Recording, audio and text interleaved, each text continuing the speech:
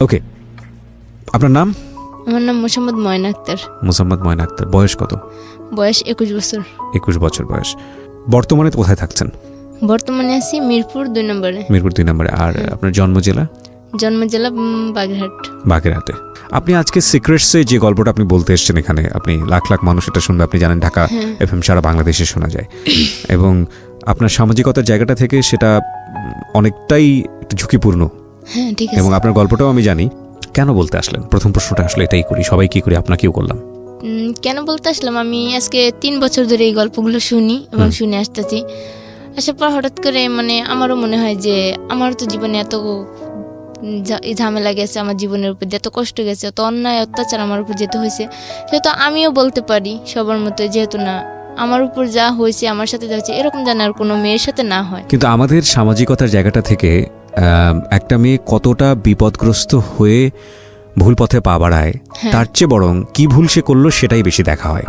তারপরেও আপনি এই ঝুঁকিটা নিচ্ছেন কেন, সেটা বরং আমরা পুরো গল্পটা যখন আজকে আমাদের দর্শক এবং শ্রোতা, দর্শক বলি কারণ ফেসবুক ইউটিউবে এই গল্পগুলো আপলোড হয়, যখন আমরা বলবো তখন আপনারা বুঝতে পারবেন যে আসলে কেন সেই ঝুঁকিটা নিচ্ছে। তো ময়না, আমরা শুরু করি, এবং যেখান থেকে আপনার বলার আছে আপনি মন খুলে বলুন আপনার গল্পগুলো। আমরা থাকতাম কক্সবাজার, আমার জন্মই কক্সবাজার হয়েছিল। যখন 4 বছর বয়স, আমার আব্বু আম্মু সবাই আর কি আমাদের স্থানীয় এলাকায় আসবে খুলনায় আসার সিদ্ধান্ত নেওয়ার পর, যেহেতু আসলো খুলনায় চলে আসে তারা সবাই। আসার পর আমার একটা ভাই হওয়ার পরে সেই ভাইকে নিয়ে আমরা বেশ ভালোই থাকি, সুখে থাকি। হঠাৎ করে আমাকে স্কুলে ভর্তি করা হয়। আমি স্কুলে লেখাপড়া করি। ক্লাস 3-তে যখন উঠি, ক্লাস 3-তে ওঠার পর আমার আম্মুর বোন, মেজো বোন, আমার খালামণি আর কি, খালামণির একটা মেয়ে থাকে, কলেজে লেখাপড়া করতো, সে হঠাৎ করে বিষ খেয়ে মারা যায়। আচ্ছা, আপনার বাবা কি করতেন? আমার বাবা একজন মাছের ব্যবসা করে। মাছের ব্যবসা করতেন। আচ্ছা, ঠিক আছে, বলেন। তারপর আমার যেহেতু খালার মেয়ে মারা যায়, তখন আর কি তারা মেয়ের শোকে আর কি সব অসুস্থ হয়ে পড়ে, যে একটাই মেয়ে ছিল, একটা ছেলে। আপনার খালা তো বোন? হ্যাঁ, একটাই মেয়ে ছিল, মারা যায়, যেহেতু অসুস্থ হয়ে পড়ে আমার খালা। জি। তারপর থেকে ওনারা আর কি আমার আম্মুর তো বলে যে তোর তো 3টে মেয়ে, তোর একটা মেয়ে আমাদের কাছে এখন দিয়ে দে, ওকে আমরা বড় করি, লেখাপড়া করাই, তারপর যদি কখনো মনে করিস যে তোর মেয়ে তোর কাছে ফিরে যাবে। তারপর আমার আম্মু অনেক কান্নাকাটি করে যে না, আমার 3টে মেয়ে, 3টেই তো সমানই মেয়ে, একটা থাকলেও যে কষ্ট আর 2টা থাকলেও সেই কষ্ট, আর একটা হারালেও যে বেদনা, 2টা হারালেও সেই বেদনা, তাহলে আমি কি করে দেবো? পরে আমার আম্মুটা অনেক বোঝায়, আমার ছোট খালা বড় খালা বোঝানোর পর আমার আম্মু আমাকে দিতে রাজি হয় যে না, তাহলে তোর মেঝেমাটাকেই দিয়ে দিই। পরে আমাকে নিয়ে যায় আমার খালা, ওইখানে রাখে, ওইখানে নিয়ে স্কুলে ভর্তি করে, বেশ ভালোই দিনকাল যায়, লেখাপড়া করি। ক্লাস 5-এ উঠি। তখন ক্লাস 5-এ ওঠার পর আমি অসুস্থ হয়ে পড়ি অনেক। অসুস্থ হওয়ার পরে বাপ মা, আর ছোটবেলা থেকে তো বাপ মার কাছে বড় হয়েছি, কখনো এরকম করে থাকি নাই, থাকতে থাকতে তেমন একটা কষ্ট হইতো, আর আম্মুর জন্য সবসময় কান্নাকাটি করতাম যে আম্মুর কাছে যাবো, আম্মুর কাছে। ওরা বলতো যে না, তোর আম্মু তো এইখানেই আছে, মেজো খালারে আম্মু বলতো। তারপর থাকতে তো অসুস্থ হয়ে পড়ার পর হঠাৎ করে একদিন আমার আব্বু আমাকে নিতে যায় আমার খালার কাছে। তারপর আমার খালা দিয়ে দেয় আমাকে, দিয়ে দেয়। ওখান থেকে বাড়ি চলে আসি। বাড়ি আসার পর সবার কাছে বায়না করি যে আমি আর ওইখানে যাবো না, ওইখানে থাকবো না। আর আমি আমার খালাতো ভাইকে একটু ভয় পেতাম বেশি, কারণ সে ছিল অনেক রাগী, যেদি কিছু বললেই মারধর শুরু করতো, বকাবকি দিত। পরে আমি আব্বুর সবটা বলার পর, যদি ভুল না করে থাকি তো আপনি আসলে আপনার খালাতো বোন মারা যাওয়ার পরে ওনার বাসায় থাকতেন, যাতে করে মেয়েকে ওইভাবে সে অনুভব না করে, আপনাকে নিজের মেয়ের মতো মনে করতে পারে। নিজের মেয়ের মতো মনে করতো আমার খালা, কিন্তু আমার খালাতো ভাই কখনো আমাকে মনে করতো না, বোনের মতো মনে করতো না। সবসময় অন্যর চোখে দেখতো যে খালাতো বোনই। জি। তারপর থাকার পর সেখান থেকে বাড়িতে আসার পর তো আব্বু আবার স্কুলে ভর্তি করে দেয়। 5-এ ভর্তি করে দিলে লেখাপড়া করি, সুন্দর মতো চলি। তারপর একটা ইচ্ছা ছিল যে তুই অনেক মেধাবী আসছিলি, আর তুই আমার ভবিষ্যতে একটা কিছু করে দেখাবি, যে না, আমার মেয়ে গরিবের মেয়ে হলেও একটা কিছু করবে অবশ্যই। তা আমাকে ভর্তি করে দেয়, লেখাপড়া করি। তা আমার আবার অন্য ওইখানে থাকার পর ওই স্কুলে মেয়েদের সঙ্গে ওঠা বসা করতে করতে আমার একটা অন্যরকম একটা অভ্যাসে পরিণত হয়ে যায়, টাকার নেশা। ওইখানে মেয়েরা যেমন টাকা দিয়ে খাওয়া দাওয়া, ঘোরাফেরা, সাজ পোশাক, সবকিছুই ঠিক মতো করে দেয়, আমার আর ওই দিকে নজর চলে যায়। তারপর যাওয়ার পর কোন ক্লাসে তখন আপনি? তখন আমি 7-এ, 6 থেকে 7-এ উঠছি। ওটার পর আব্বু আমাকে একটা স্বর্ণের নাকফুল বানাই দিছিল। তা আমি আবার এই টাকার নেশে মাইতে বান্ধবীদের সাথে ওই নাকফুলটাকে আমি স্বর্ণকারের দোকানে বিক্রি করে দিই। আচ্ছা, বিক্রি করে আমি আর ওই টাকা দিয়ে বান্ধবীদের নিয়ে ঘুরি, খাওয়া দাওয়া করি, চলি। তারপর হঠাৎ করে এখন টাকা শেষ, আব্বুর কাছে টাকা চেলে দেয় না, বলে যে তুই টাকা নিয়ে শুধু নষ্ট করস, টাকার মানেই বুঝোস না, তোর আর টাকা দেওয়া হইব না। পরে আম্মুর ডিম চুরি করা শুরু করি ঘর থেকে, যে ডিম চুরি করে আর বিক্রি করে এরকম বান্ধবীদের নিয়ে চলাচল করতাম। তারপর আম্মু একদিন টের পেয়ে যায় যে ও ঘর থেকে অনেক ডিম নিয়ে ওই মানে স্কুলে যাইতে বিক্রি করে করে করে টাকা নষ্ট করতেছে। পরে আম্মু যখন টাকা দেওয়া বন্ধ করে দেয়, দেওয়ার পর আব্বুর হাতে ছিল একটা রূপার আংটি। আব্বু একদিন খুলে আংটিটা কোথায় যেন গেছে, যার পর আমি ওই আংটিটা নিয়ে গেছি, নিয়ে আংটিটা বিক্রি করছি, করে 600 না 700 টাকা পাইছি। পাওয়ার পর ওই টাকা দিয়ে বেশ 4-5 দিন চলছি। চলার পরেই ক্লাস 8-এ উঠি। তারপর পরীক্ষাও দিয়ে ঠিক মতো লেখাপড়াও করি, আবার এই দুষ্টামিও করি সবার সাথে। করার পর একদিন আস্তে আস্তে এরকম করে 8-এ উঠি। 8-এ জিএসসি পরীক্ষা দেওয়ার প্রথম। তা আব্বু আমার একটাই কথা বললো যে তুই যা করিস মা ভাইবে চিন্তা করিস, এটা কিন্তু তোর জীবনের সাথে জড়ে আছে। তোর আমি একটা কথাই বলছিলাম যে তুই ভবিষ্যতে একটা কিছু করতে পারবি, যেহেতু তুই মেধাবী আছিস। আর আমার বড় বোনটাই অনেক সংসারী ছিল, ও ঢাকায় চাকরি করতো আর আমাদের সংসারে অনেকটাই হেল্প করতো আমার বাবাকে আর কি। জি। তারপর এই কথা বললো আব্বু, বলার পর আমি বললাম যে আচ্ছা ঠিক আছে, যেহেতু বলছো আমি তোমার মুখ রাখবো। পরীক্ষা আসলো, পরীক্ষা আসার পর পরীক্ষা দিলাম, বেশ ভালোই রেজাল্ট বেরোলো। তা আব্বুও খুশি হইলো। আব্বু মার কাছে বলে পরে মাও বলতেছে যে ঠিক আছে এবার থেকে ওর প্রতি একটু খেয়াল রাখতে হবে ভালোভাবে, লেখাপড়ার জন্য কোনো ঘামতি না দেয়।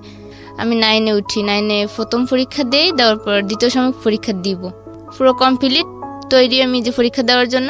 রাত্রে হঠাৎ করে ফোন আসে যে আমার আপু অনেক অসুস্থ, আমাকে যাইতে হবে ঢাকায়। কিন্তু এটা যে আমার জন্য একটা মিথ্যে চক্রান্ত ছিল আমি কখনো বুঝতে পারিনি, যে আমার দুলাভাই আমাকে বিয়ে দেওয়ার জন্য ঢাকায় নিয়ে আসে। তারপর আমার আম্মু আমাকে নাইটেই পাঠিয়ে দেয়। আমার এক পাশের আফু আছে, তাকে দিয়ে আমাকে দিয়ে দুজনকে দিয়ে পাঠিয়ে দেয়। কিন্তু সেও যে চাকরির উদ্দেশ্যে আসবে আর আমাকে যে এখানে পাঠাবে বিয়ের উদ্দেশ্যে আমি জানতাম না। পাঠানো হয়েছে। হওয়ার পর আমি রাত্রে আসছি, সকালবেলা আফুর কাছে আসছি। আফু দেখি যে কই অসুস্থ তো না, আফু তো সুস্থই আছে, এটা তো মিথ্যে বলছে। পর আমি আফুরে বললাম যে আমাদের আজকেই পরীক্ষা ছিল, তুই আজকে অসুস্থ কথা বলে আমাকে ঢাকায় নিয়ে আসলি, এটা কিন্তু ঠিক করিসনি। আমি আমার আফুর সাথে দুলাভাইয়ের সাথে অনেক ঝগড়া করি, গ্যাঞ্জাম করি। গ্যাঞ্জাম করার পর থাকতে থাকতে মানে অনেক দিনই চলে যাই। আমি মানে আমার মন খারাপ থাকতো সবসময় যে আমি কি করলাম, কেন আসলাম এখানে। আপনাকে নিয়ে আসছিল কেন, কারণ আছে? নিয়ে আসছিল কারণ যে আমার এবার এর মধ্যে মানে আমি যখন লেখাপড়া করতাম আমার ওইখানে একটা সম্পর্ক ছিল আবার। ও চাচ্ছিল যে ওখান থেকে আপনাকে ডাইভার্ট করতে। ওকে। আমার আম্মু আর আব্বু চাচ্ছিল যে ওইখানে মানে ওই ছেলেটার থেকে যাতে আমি দূরে থাকতে পারি। দূরে থাকলে মনটা চেঞ্জ হয়ে যাবে। হ্যাঁ, মনটা চেঞ্জ হয়ে যাবে। আর আমার মানে 9 ওঠার পর আমার একটু লেখাপড়ার দিক থেকে মনটা সরে গেছিল, যেহেতু ওই চিন্তাটা মাথায় ছিল। তারপর আফু আনে, ঢাকায় আনে, প্রায় মাসখানেকের মতো আফুর কাছেই বসে থাকি। তারপর দুলাভাই বলতেছে যে তাহলে ওরা একটা চাকরিতে ঢুকাই দাও। তা আমাকে ওইখানে আবার একটা চাকরিতে দেয়া দেয়। পরে এইভাবে অনেকদিন যাইতে যাইতে প্রায় বছর খানিক চলে গেল ওইখানেই। আবার ওইখানে একটা ছেলে, আমি যেখানে চাকরি করতাম ওইখানে একটা ছেলে আমাকে আবার পছন্দ করে। তা আমাকে না বলে আমার ফুফাতো বোন ছিল, ওনার কাছে বলছে। মানে আমার আফন যে বোন, সে বলতেছে না ওকে এত তাড়াতাড়ি বিয়ে দেবো না, ও চাকরি করুক, নিজের পায়ে দাঁড়াক। আপনার সম্পর্কে বলছে? হ্যাঁ। তারপর ফুফাতো বোনের সাথে আর আমার বোনের সাথে ঝগড়া হয়। ঝগড়া হওয়ার পর আমি মানে কার কাছে যাব, কার কাছে থাকবো বুঝতেই পারতাছি না। তারপর আমার আপুর সাথে আমারও মানে দুই একটা কথা নিয়েই ফোন নিয়ে ঝগড়া হয়। হওয়ার পর আমি আমার ফুফাতো বোনের কাছে চলে আসি। আসার পরে ফুফাতো বোন আমাকে 2-1 মাস থাকতে দিল, ভালোভাবে চললাম। চলার পর ওই সময় কি লেখাপড়া একদম অফ? পুরো অফ। ওই যে আসলাম ঢাকা আসার পর লেখাপড়া পুরো অফ। মানে এই ছেলেটার সাথে সম্পর্ক কেন্দ্র করে আপনার লেখাপড়া এক ধরনের অফ হয়ে গেল? পুরো অফ হয়ে গেল। ছেলেটার সাথে সম্পর্ক ছিল, শুধুমাত্র মেনে নিত বাবা মা হয়তো, কিন্তু মেনে নেয় না যে সে ছিল একটা রাখাল। মানে বাপ ছিল না, মা ছিল, সে ওই পরের গরু মহিষ রাখতো আর ঘের পাহারা দিত। আচ্ছা, তো এই কারণেই আপনার ছেলেটার ব্যাপারে রাজি ছিল না আপনার বাবা? না, রাজি ছিল না। তারপর ঢাকায় আসার মানে আফার কাছে থাকতে থাকি 2-1 মাস থাকতে থাকতে পরে আফু বলতেছে যে ও তো তোকে অনেক পছন্দ করো, ও তো তোর বিয়েই করতে যাচ্ছে, এখন কি করবি বল। তাই আমি বলছি তুমি যা ভালো বুঝো তাই করো। আমি আমার ফুফাতো বোনকে বলি। বলার পর সে ওইখানেই 2009 সালে মে মাসের 27 তারিখে ওর সাথে আমার বিয়ে হয়, সেই ছেলেটার সাথে। আচ্ছা, মানে এই ক্লাস 9-এ থাকা অবস্থায়? না, তখন 1 বছর ঢাকা আসলাম। ওই তো মানে ক্লাস 10-এর বয়স? হ্যাঁ, ক্লাস 10-এর বয়স তখন। তখন ওর কত হবে, মানে 12 থেকে 13 বছর বয়স হবে। ওকে।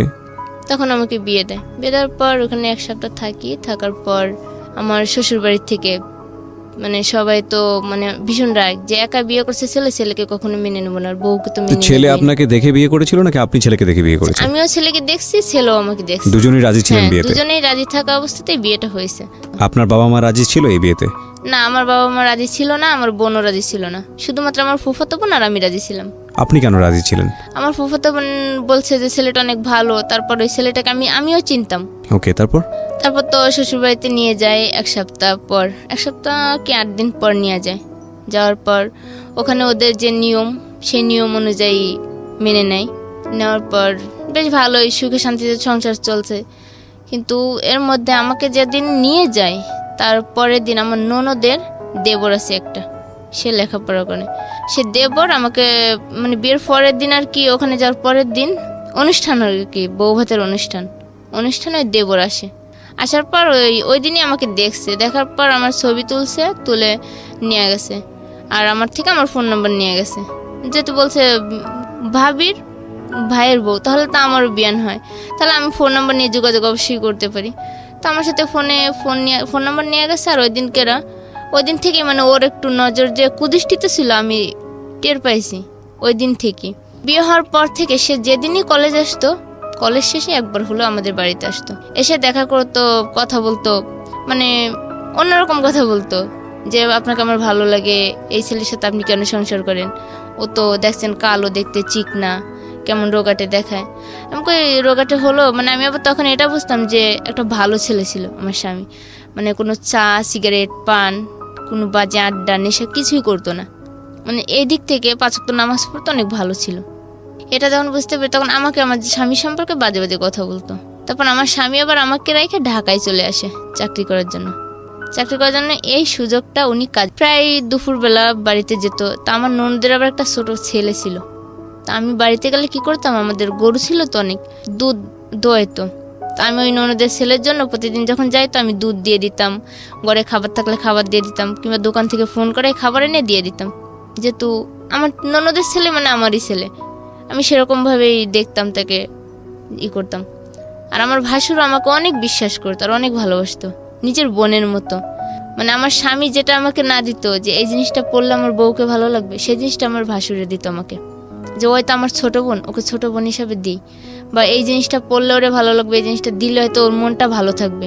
যেহেতু বাবা মা অনেক দূরে, কিশোরগঞ্জে বিয়ে হয়েছিল আমার, আর বাড়ি ছিল খুলনা। মানে আমাকে কোনো কিছুর অভাব বুঝতে দিত না আমার ভাসুরে। এভাবে থাকার পর উনি গ্রামের লোকজন যখন এরকম বলাবলি করে, তা আমার ভাসুরে আমাকে একটা কথা বললো যে হাজেরা তুমি একটা কাজ করো। আমাকে কি দাদা ভাই বলেন? বলতেছে যে তুমি তোমার মনের মতো করে একটা মেয়ে খোঁজো। আমি বললাম যে হঠাৎ করে দাদা ভাই এই কথা বললেন আপনি? কি হ্যাঁ দেখো না, লোকের জন্য কত কিছু বলে, তাহলে আমি বিয়ে করব। তো হঠাৎ করে আবার আমাদের বাড়ির পিছনে একটা বাড়ি আছে, নাম সুজন ভাই বলে। তো সুজন ভাই শালি আবার ওই দিন বেড়াতে আসছে, দেখো তো ওই মেয়েটাকে চিনো? আমি বললাম না দাদা ভাই আমি তো চিনি না, আজকেই দেখলাম প্রথম। পরে বলতেছে মেয়েটার বিষয়ে খোঁজ নাও তো, দেখো তো কে। তা আমি আবার আমার শাশুড়িকে বললাম, ঘরেতে বললাম, আমার শাশুড়ি সুজন ভাইয়ের বাড়ি গেল, যে দেখলো যে সুজন ভাইয়ের শালি হয় ওটা। বলার পর দাদা ভাই ওই মেয়ের প্রতি তার মন গেছে। তারপর আমরা বলছি তাহলে তুমি আব্বা আমারে বলো, আমি ওই মেয়ের এখন বিয়ের প্রস্তাব দিছে। বিয়ের প্রস্তাব দিলেই তাদের বিয়ে হবে। যেদিন গায়ে হলুদ, মানে সবাই গায়ে হলুদ নিয়েই ব্যস্ত আছে, ব্যস্ত থাকার মধ্যে আমার ওই ননদের দেবর আসছে ওই দিন আবার। তা আমি আবার দুষ্টামি করে তাকে হলুদ মাখাইতে গেছি। আমি যখন তাকে হলুদ সে রুমে বসা, সে আর তার একটা চাস্তো ভাই রুমে বসা, আমি হলুদ মাখাইতে গেছি। তার প্রথম গালে যখন হলুদ মাখেছি, সে আমার হাত ধরছে, ডান হাতটা ধরে আমাকে টান মারছে, একটা টান মারলে আমি আবার খাটের উপর পড়ে গেছি। পরে যাওয়ার পর আমি হয়তো বুঝতে পারলাম যে না, এই লোকটা তো ভালোই না, আসলে ওর মধ্যে যে কোনো কুমতলব বাড়তেছে। যে লোকটা আপনার কন্টিনিউয়াসলি আপনার বাসায় আসতো, যে হয়তো যে কোনো কুমতলব বাড়তেছে। নাম কি ছিল? নাম ছিল কাঞ্চন। কাঞ্চন, ওকে। মাখানকে হলুদ টলুদ দেওয়া শেষ, গোসলও শেষ, সবার খাওয়া দাওয়া রেডি। পরের দিন সকালে বউ আনতে যাবে। বউ আনতে যাওয়ার দিন উনি ইচ্ছা করে ওনার শার্টটা লুকাইছে আমার রুমে, লুকায় শার্ট পাইতেছে না। আর আমার বলতেছে ভাবি দেখো তো আমার শার্টটা কোথায় গেছে, আমি তো শার্ট পাইতেছি না। আমি কি করে বলবো, আপনার শার্ট তো আপনিই রাখছেন, আমি তো আর জানি না। বলে আমি বলতেছি তোমার ভাবিকে ডাক দাও। বলতেছে যে না আপনি দেখেন না, আপনি দেখলে সমস্যা কি, ভাবি তো আমারও ভাবি। তাই বললাম আচ্ছা ঠিক আছে। পরে পায় না করে এর মধ্যে আবার আমার স্বামী আসছে। আসার পর উনি বলতেছে যে ইয়েছে আমার শার্টটা এনে দাও তো রুম থেকে। পর আমি ওনার শার্টটা আনতে যাই, দেখি আমার ওনার শার্টটা ওইখানে। কিন্তু এই শার্ট রাখার মানে ছিল যে আমার স্বামীর মনে সন্দেহ ঢুকানোর। আচ্ছা, যে এই শার্টটা যদি খুলে রেখে আসি তাহলে হয়তো রতন ভাই কিছুটা হলেও বুঝতে পারবে যে এই শার্ট এই ঘরে আসলো কি করে। তখন আমি দুটো শার্টই এক হাতে নিয়ে বেরোইছি। বেরে আমার স্বামীর শার্টটা যখন তার হাতে দিয়ে ওই শার্টটা দিতে গেছি, তখনই তার মনে একটা কেমন জানি মুখটা অন্ধকার হয়ে গেল, হাসি মুখটা। আপনার হাজবেন্ডের? হ্যাঁ, হাসি মুখটাই যেমন একটা অন্ধকার দিয়ে আসলো। তখন আমি বুঝতে পারলাম যে কি হচ্ছে, আমি তো বুঝতেছি না কেন ওই লোকটা হঠাৎ করে হাসি মুখটা অন্ধকারে নিয়ে গেল। নিয়ে যাওয়ার পর ওনাকে শার্ট দিলাম, দিলে ওনারা সবাই চলে গেল বউ আনতে। বউ নিয়ে রাত্রে ফেরে, সবাই আসে রাত্রে। আসার পর রাত্রে সবাই মানে ছেলের বাড়ি তো পরদিন বউ ভাত, মানে সবাই যাদের কাজ নিয়ে ব্যস্ত। তা আমি আবার ওই দিন হঠাৎ করে গোসলখানার থেকে হাত মুখ দিয়ে আসতে গেলে মাথা ঘুরে পড়ে যায়, কলপাড়েই পড়ে যায়। পড়ে যাওয়ার পর ওই কান শোনে যে আমার সবসময় ফলো করে, কিন্তু আমি বুঝতে পারি না। পড়ে যাওয়ার পর ওই আমাকে কোলে করে ঘরে নিয়ে আসে, আয়না আমাকে আমার রুমের শুয়ে দিয়ে আমার স্বামীকে ডাক দিলে পরে বলতেছে দেখেন ভাবি তো এখানে কলপাড়ে পড়ে গেছিল, আমি ধরে নিয়ে আসছি।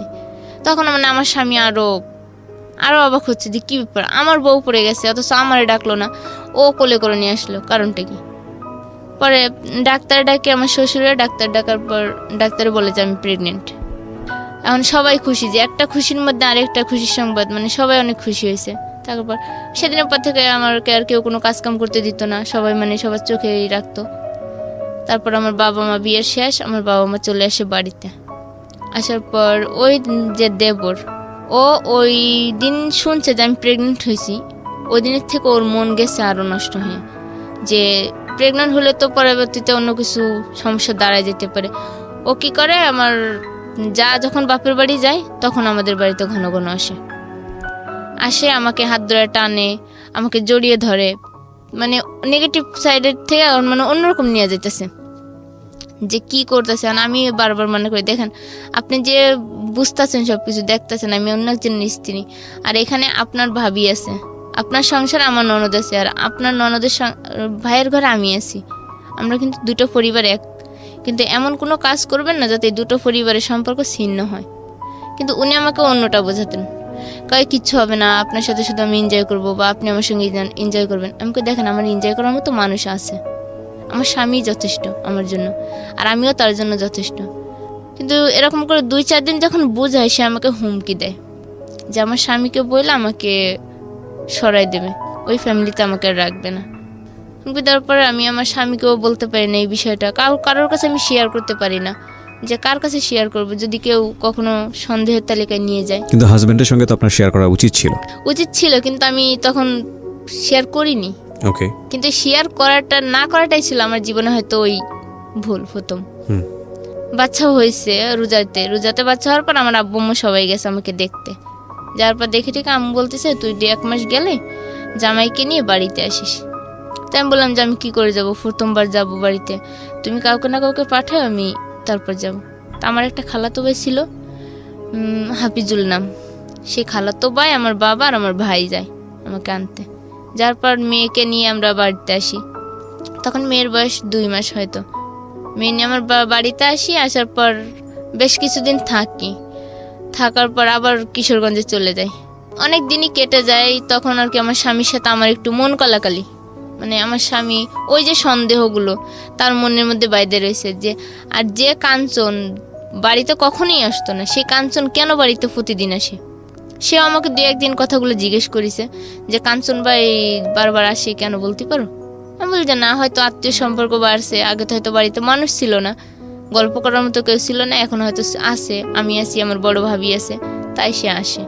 দেবর একদিন আমাদের বাড়িতে আসে, আমার যাও রুমে শোয়া, আমি আমার রুমে শোয়া। দেবর মানে কি, কাঞ্চন? হ্যাঁ, কাঞ্চন বাড়িতে আসার পর হট করে রাত্রে থাকবে বলতেছে, যে আজকে রাত্রে আর বাড়ি যাবে না, কলেজ শেষ করে বাড়ি যাবে না। আপনার কেমন দেবর হতো উনি? আমার দেবর না, আমার ননদের দেবর। আপনার ননদের দেবর হতো? হ্যাঁ। আচ্ছা, আমার সম্পর্কে বিয়ে আর কি। ওকে। তা সে বলতেছে কি ভাবি আজকে আমি বাড়ি যাব না, আমি আজকে আপনাদের এখানে থাকবো। তা আমার শাশুড়ি আবার ওই দিন আমার মামা শ্বশুর বাড়ি গেছে, আর আমি যেহেতু প্রথম ওই সংসারে গেছি, সেহেতু আমার উপরে সংসারের দায়িত্ব ছিল বেশি, আমার বড় জাত থেকেও। তারপর আমার ভাবিরে বললাম যে ভাবি কাঞ্চন ভাই তো আজকে বাড়িতে যাবে না, এখানেই থাকবে বলতেছে, কি করব? ওরা বলছে যে তুমি যেটা ভালো বুঝো সেটা করো। পরে আমি বললাম যে আচ্ছা ঠিক আছে, তাহলে আমি যেটা ভালো বুঝি সেটা, তাহলে থাকুক, মেহমান তো আর বলা যায় না যে চলে যান, থাকতে দেওয়া যাবে না। আর যেহেতু ননদ আছে সেই সংসারে, তাহলে তারও রাখতেই হয়। রাখি, থাকার পর ওই রাত্রে উনি কি করে আমাকে বলে, ভাবি মশারিটা টাঙিয়ে দিয়ে যান। আমি শুয়ে পড়ছি, শীতকাল তখন। তা আমি ওনার রুমে গিয়ে মশারি টাঙাতে গেছি। মশারি টাঙাতে যাওয়ার পর উনি আমাকে হাত ধরে টান দিয়ে উপরে নিয়ে গেছে। ওনার তখনই আমি ধাক্কা মেরে উঠে আসছি। আসার পর দ্বিতীয়বার আমাকে হাত ধরে টান দিয়ে খাটের উপর বসে আমার আর কি বলতেছি যে কাঞ্চন ভাই ছাড়েন, এটা কিন্তু ঠিক না, আপনি যেটা করতেছেন এটা কিন্তু আপনার আবেগ দিয়ে করতেছেন, কিন্তু পরবর্তীতে এটা কোন পর্যায়ে যাবে কেউ জানতে পারলে, শুনতে পারলে জানেন আপনি তখন কি হবে। বলতেছি পরেরটা পরে হবে। তারপর নেওয়ার পর আর কি চলে গেছে। ওই দিন শেষ, সকালবেলা উনি নাস্তা করে চলে গেছে। যাওয়ার পর ওই দিন থেকে আমার মনে মনে একটা ভয় জাগলো যে উনি যেহেতু এতটা সিনকেট করতেছে আমার সাথে, তখন তার আমার এই সংসারে থাকাই হবে না। আর মেয়ের বয়স তখন। এখানে আমি আপনাকে একটা প্রশ্ন করতে চাই, আপনি খুব ভালোভাবে আগে থেকে বুঝতেছিলেন যে ওনার আচরণ স্বাভাবিক না, তারপর আপনি রাতের বেলা ওনার মশারি টানাতে কেন যাচ্ছিলেন? যে বলছে যে ভাবি মশারিটা টানাই দিয়ে যান, আমি লেপ গায়ে দিয়ে শুয়ে পড়ছি।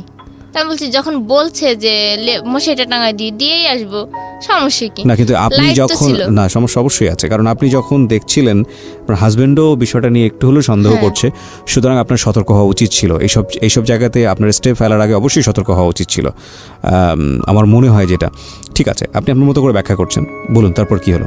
তারপর সকালবেলা উনি নাস্তা করে চলে গেছে। যাওয়ার পর মানে ওই দিন থেকে আমার মনে একটা বড় ভয় জন্ম নিল যে আমার হয়তো এই সংসারটা ভেঙেই যাবে। তারপর আমার মানে প্রতিদিন ভয়ে কাটতো। আর উনিও বাড়িতে আসা বন্ধ করে দেয় হঠাৎ করে, যে ওই দিন কেরা উনি আমাকে ওরকম করলো। করার পর আমি যেহেতু বললাম মুখ কালা করে, তখন থেকে উনি আসা বন্ধ করে, বাড়িতে আসা বন্ধ করে প্রায় বেশ কিছুদিন যায়, 3-4 মাস ভালোভাবেই যায়, সুখেই থাকি, কোনো ঝগড়াও না, গঞ্জামো না। স্বামী ভালো আছে, রাজমিস্ত্রি কাজ করে, আসে যায় বাড়িতে, ভালোইভাবে চলে। হঠাৎ করে উনি আবার বাড়িতে আসা শুরু করার পর উনি আমাকে ডাইরেক্ট বলতেছে, ভাবি আপনার সাথে আমি অন্যরকম সম্পর্ক করতে চাই। বললাম যে কী সম্পর্ক করতে চান আপনি? এত কিছুর পরও আপনি জানেন না যে আপনার আর আমার সম্পর্ক নিয়ে দুটো জীবন, আপনার ভাইয়ের জীবন আর আমার ননদের জীবন, আবার এদিকে আমার সন্তান, আমার স্বামী, শ্বশুর শাশুড়ি, সব কিছু কিন্তু ভেঙে যাবে সংসারটাই। পরে বলতেছে যে না, কিচ্ছু হবে না, কেউ বুঝতেও পাবে না। পরে আমি সবটাই না স্বীকার করে ও চলে আসি। আসার পর আমি তাকে একবারই বলে দিছি, দেখেন আপনি যদি নেক্সট টাইম এরকম কিছু করার চেষ্টা করেন তাহলে আমি সবাইকে বলে দেবো। এটা অনেক পরে গিয়ে বলছেন, আপনার আরো আগে বলা উচিত ছিল। আমি এরকমটাই বলছি। পরে বলতেছে যে আপনার স্বামীর সাথে শেয়ার করলে আপনি এই কলঙ্কিত হবেন, আপনাকে এই কলঙ্কিত মনে করে শেয়ার আপনাকে কখনো স্ত্রী মর্যাদা দেবে না। আচ্ছা, আমাকে এরকম করে ভয় দেখানোর পর আমি আর কি নিজেই আমার মনে ভয় কাজ করে। তারপর হঠাৎ করে আমার আব্বু যায় আমাদের এখানে, গেলে আমার মেয়ে অসুস্থ হয়। হঠাৎ করে আমার মেয়ে আর কি নিউমোনিয়ার মতো পর্যায়ে চলে যায়, অসুস্থ হয়ে যায়। যাওয়ার পরে আমার আব্বু, আমি আর আমার স্বামী হসপিটালে নিয়ে যাই মেয়েকে নিয়ে। হসপিটাল থেকে 3 দিন পর আসি বাড়িতে। আসার পর আমার শাশুড়ি আর আমার ভাসুর, যে ভাসুর এত ভালো ছিল, সেই ভাসুর হঠাৎ করে বলে কিনা আমার বাপের বাড়ি থেকে টাকা এনে দিতাম, 1 লাখ টাকা এনে দিতাম। আপনার বাবার বাড়ি থেকে? হ্যাঁ, আমার বাবার বাড়ি থেকে। এটা কি আপনার ভাসুর বলে না আপনার জামাই বলে? আমার ভাসুরই বলতেছে। কেন? আমিও নিজেও এই প্রশ্নের উত্তর আজও বুঝে পেলাম না যে আমার ভাসুর আর শাশুড়ি কেন আমাকে এই কথাটা বলছিল। আমার মেয়ে অসুস্থ ছিল, আমি হসপিটালে গেছিলাম, ভালো মানুষ, ওখান থেকে সুস্থ হয়ে আসলাম, হঠাৎ করে আমাকে এই কথা বলে যে তোমার একটা ঘর করবো বড় করে, তোমাদের 2 ভাইয়ের স্বামীর জন্য, তোমরা 2 জামাই থাকবা, বাপের বাড়ি থেকে 1 লাখ টাকা আনো। বলতেছে শিখার বাপের বাড়ি থেকে 50,000 টাকা আনছে, 1 ভরি স্বর্ণ আনছে, তা তুমিও না হয় বাপের বাড়ি থেকে 1 লাখ টাকা নিয়ে আসো। তা আমি বললাম যে হঠাৎ করে এই কথা বলতেছেন, আর আমাদের কিভাবে সম্পর্ক হয়েছে, বিয়ে হয়েছে, কিভাবে সংসার করতে হচ্ছে, আপনি আমার বাবা মার সম্পর্ক জানেন, যে আমার বাবা কি হালে আছে বা তারা কিভাবে চলে, তাদের তো আর বড় ছেলে নেই, বড় 3 মেয়ে, ছোট ছেলে। বলার পরে আমাকে ওই আমার বাবার সামনেই আমার শাশুড়ি আমাকে জুতা দিয়ে একটা বাড়ি মারে, যে বাবা আমাকে ছোটবেলা থেকে বড় করলে একটা গায়ে ফুলের আঁচ লাগতে দিল না। হয়তো আমার মা আমাকে মারছে, কিন্তু বাবা কখনো মারেনি। আর সেই বাবার সামনে আমাকে জুতা দিয়ে মারলো, আমার বাবার চোখ থেকে পানি পড়লো। আমি এই কষ্টে ঘরে যেয়ে কাঁদতাছি, আর মেয়েকে যখন শোয়া দিয়েছি মেয়ে কান্দা উঠছে, অসুস্থ তো একটু সুস্থ হয়েছে, কাঁদতাছে। তারপর আমার বাবা ওই দিনই রাত্রেবেলায় আমাকে বললো যে মা আমি চলে আসছি, আমি আর কোনোদিন তোর এই বাড়িতে আসবো না, আর তুই যদি আমাকে বাবা বলে কোনদিন মেনে থাকিস তা তুই যাস আমার কাছে, আমি কেন, আমার ফ্যামিলির কেউ আর তোর কাছে আসবে না। আমার বাবা এই কথা বলে চলে আসে রাত্রেবেলায় বাড়ি থেকে। যে বউকে দিয়ে কখনো বাইরের একটা কাজ করায়নি, সেই বউকে দিয়ে এখন গরুর জন্য ঘাস আনে মাঠ থেকে, আবার রান্না বাড়া, মানে সমস্ত কিছু, মানে আমাকে এমনভাবে চাপ দিছে যে হঠাৎ করে আমি নিজেও বুঝতে পারিনি যে এই সংসার এইভাবে এলোমেলো হবে। থাকার পর আমি আস্তে আস্তে, মানে আমাকে যখন মারধর অনেক শুরু করলো, আমি আর কি আমার আব্বুরে ফোন দিয়ে বললাম, যাবো আমি আর এই সংসার করবো না, আমি চলে আসবো বাড়িতে।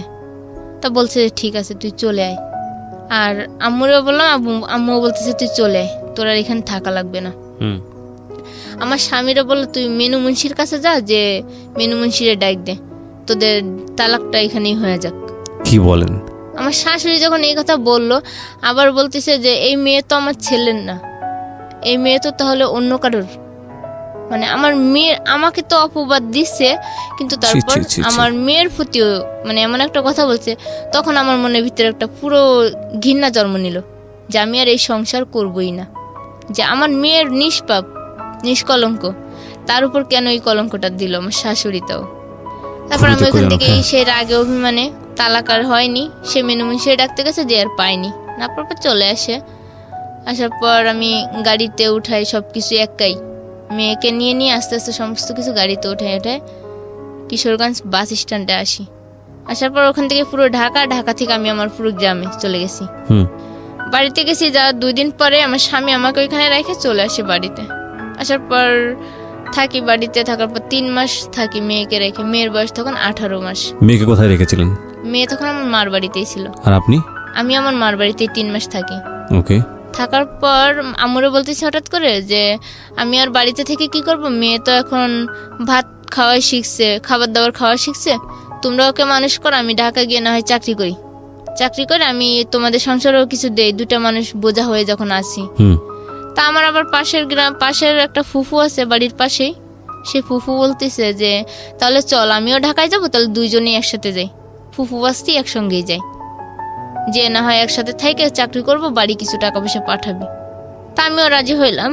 একদিন ভোরবেলা আমি আমার মেয়েকে ঘুমে রাখা, আম্মু আব্বু সবাই জানে, আমি চলে আসছি ঢাকায়। ওকে। কিন্তু ওই যে ঢাকায় ওই ফুফুর যে আমাকে কত সালের দিকে এটা? কত সালের দিকে? এটা 4 বছর আগে। ওকে। তারপর চলে আসি। আপনার হাজবেন্ডও জানতো না এটা? না, সে জানে না যে আমি ঢাকায় আসবো, কিন্তু সে আমার সাথে কোনো যোগাযোগই রাখে নাই। ওই প্রথম কি ঢাকায় আসে নাকি এর আগে এসেছিলেন? এর আগে ওই যে বিয়ের আগে ছিলাম ঢাকা। ওকে। তারপর কিন্তু আমার স্বামীও জানে না যে আমি এই মুহূর্তে ঢাকা আসবো বাচ্চা রেখে। ঢাকা আসি, আসার পর আমার ফুফু আর আমি আসি, ওই যে ফুফু বাড়ির পাশে ফুফু আসলো। আসার পর আমাকে বলতেছে যে চল আমার একটা পরিচিত বাসা আছে, আমরা ওইখানেই থাকি গিয়ে ঢাকায় নামার পরে। তা আমি বলতেছি আচ্ছা তুমি যেখানে থাকবে সেখানে তো আমাকেও রাখবে, যেহেতু আসছি 2জনে একসঙ্গে যাবো একসঙ্গে। তাই বলে একটা বাসায় নিয়ে গেল। সেই বাসায় না হলো 20 থেকে 25টা ছেলে 3টা রুমে থাকে, আর একটা রুমে একটা মহিলা মা আর ছেলে থাকে। ওকে। মানে মেস খাওয়ায় আর কি, যেটা ঢাকায় বলে যে মেস খাওয়ায় আর কি। এখানে মেস খাওয়ায়।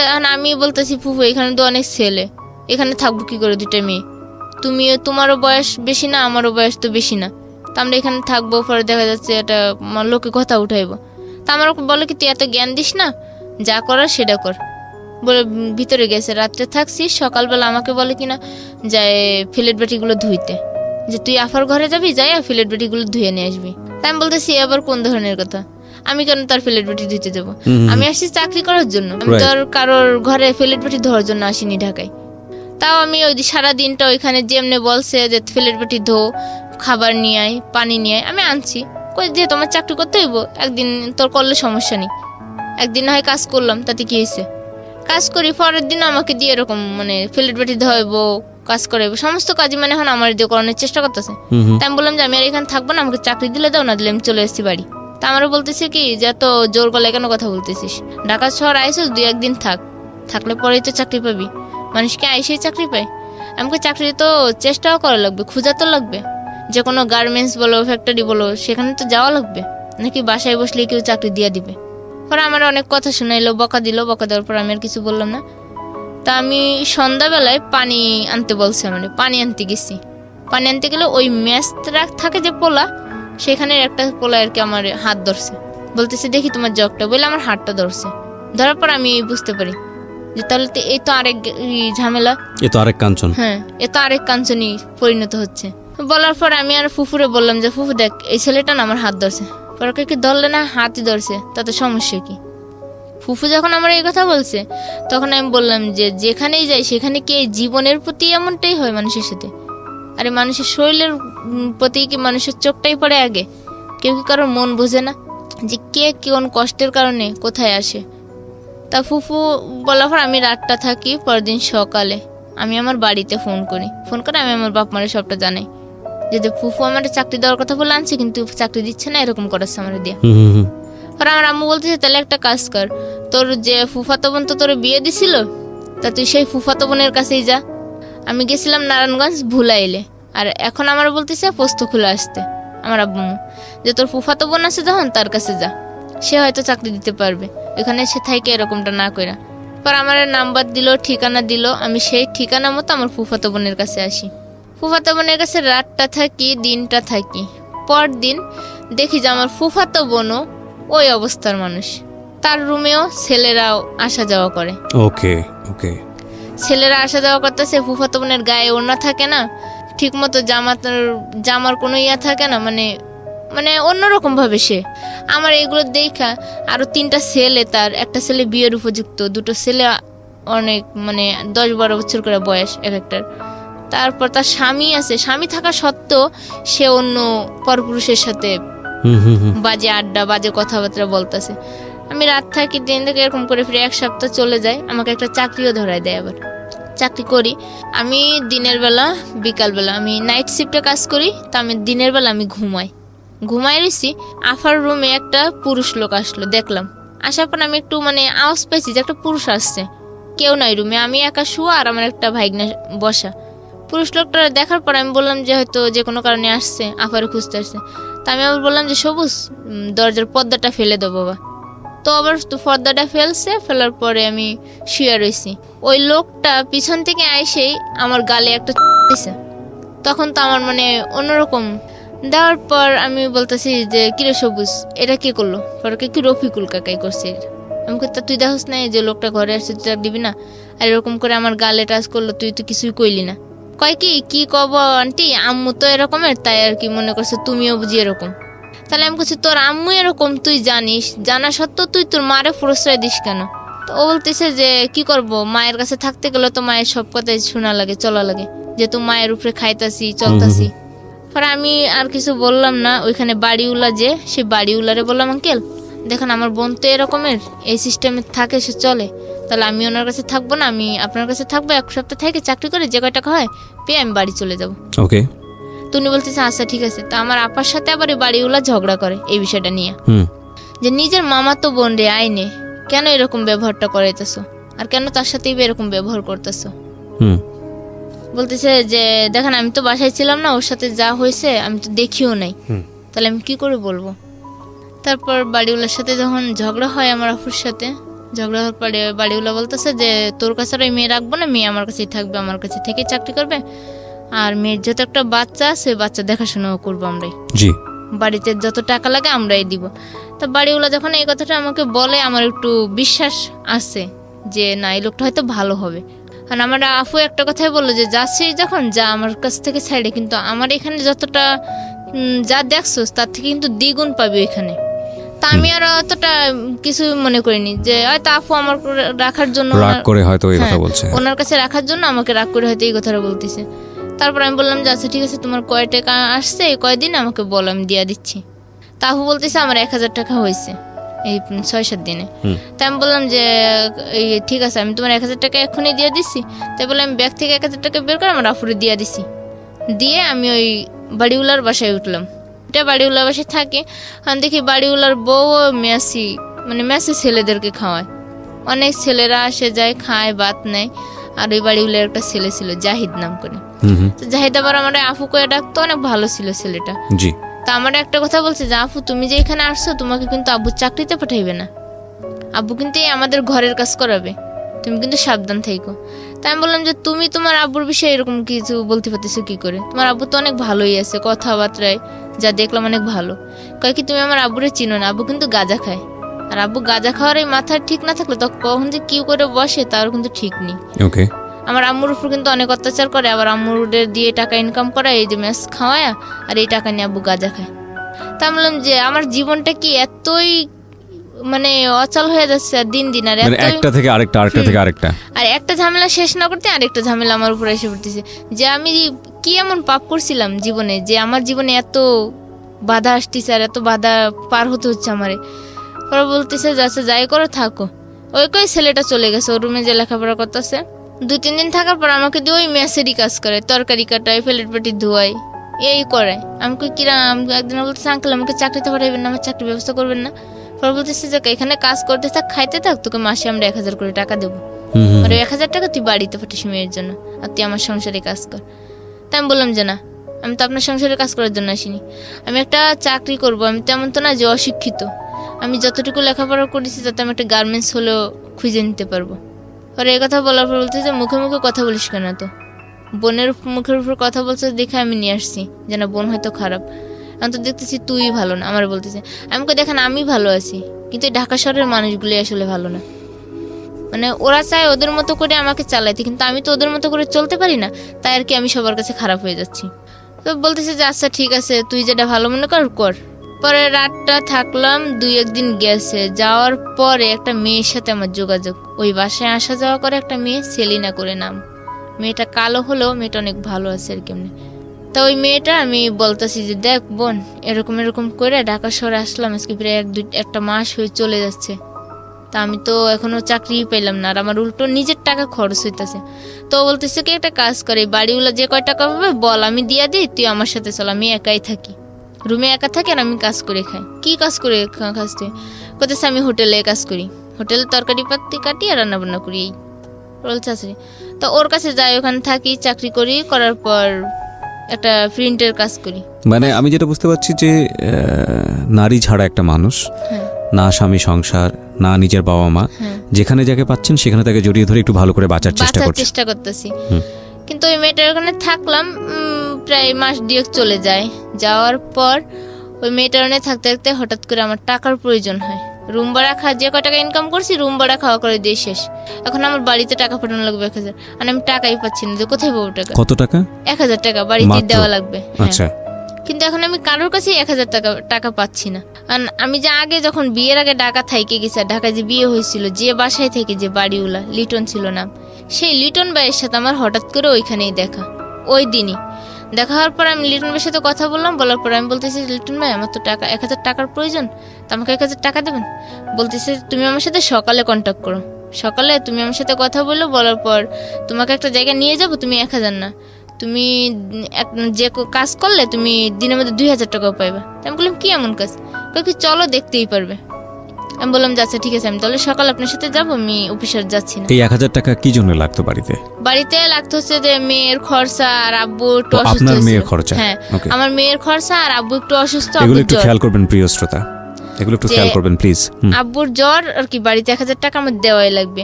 আর যেহেতু আমার মেয়ে আছে তারও তো খাওয়া দাওয়া। মেয়ের বয়স কত তখন? মেয়ের বয়স আমি যখন আসছি তখন 18 মাস রেখে আসছিলাম, তখন তো 19-20 মাস, 2 মাসেরই ব্যবধান হবে, 20 মাসে হয়তো পড়ছিল, রেখে আসছি।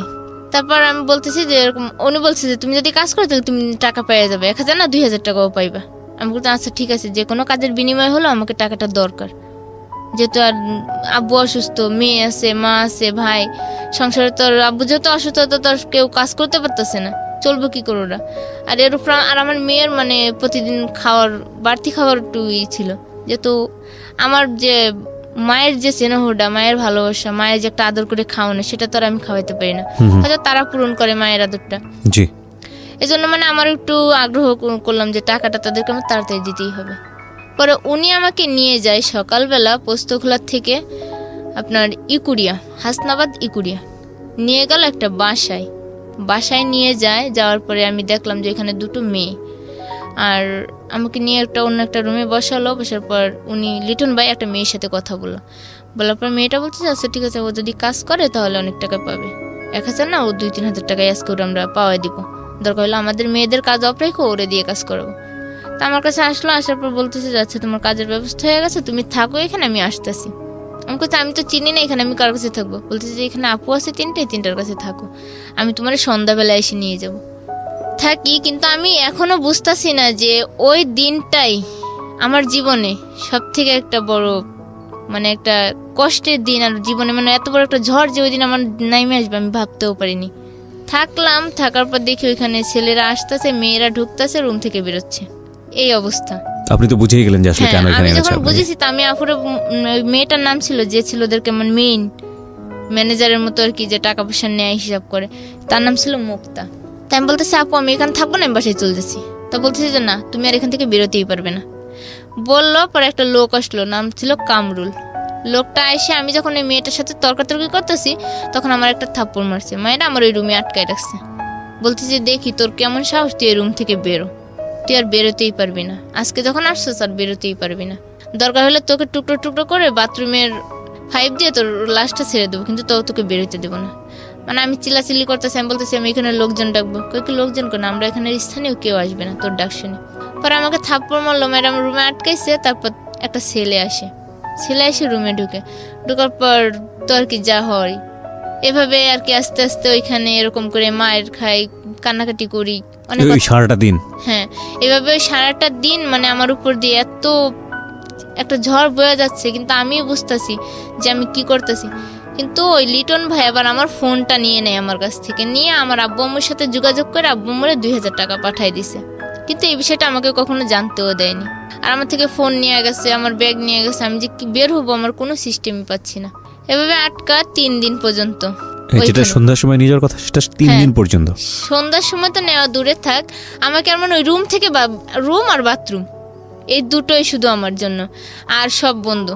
মানে এরকম করে মানে প্রতিদিন না হলো 10 জন 12 জন রাত্রে দিনে মিলে এরকম করে মানে আমাকে ওইখানে আটকে রাখলো 3 দিন পুরো। থাকার পর আমি চলে আসি, মানে কোনো রকম ভাবে ওই আফুরে নিয়ে আমি আমার বাসায় আসি। আমি বললাম যাবো আমার বাসায় যেতে হবে তাড়াতাড়ি। বলছে আচ্ছা ঠিক আছে, আমি আর এইভাবে থাকতে। আপনাকে এই ঘটনার পরে আপনাকে টাকা দিয়েছিল? হ্যাঁ, টাকা দিছে। আমার বাড়িতে 2000 টাকা দিছে আর আমাকে টাকা দিছে। কত টাকা দিছে আপনাকে? আমাকে দিছিল 1600।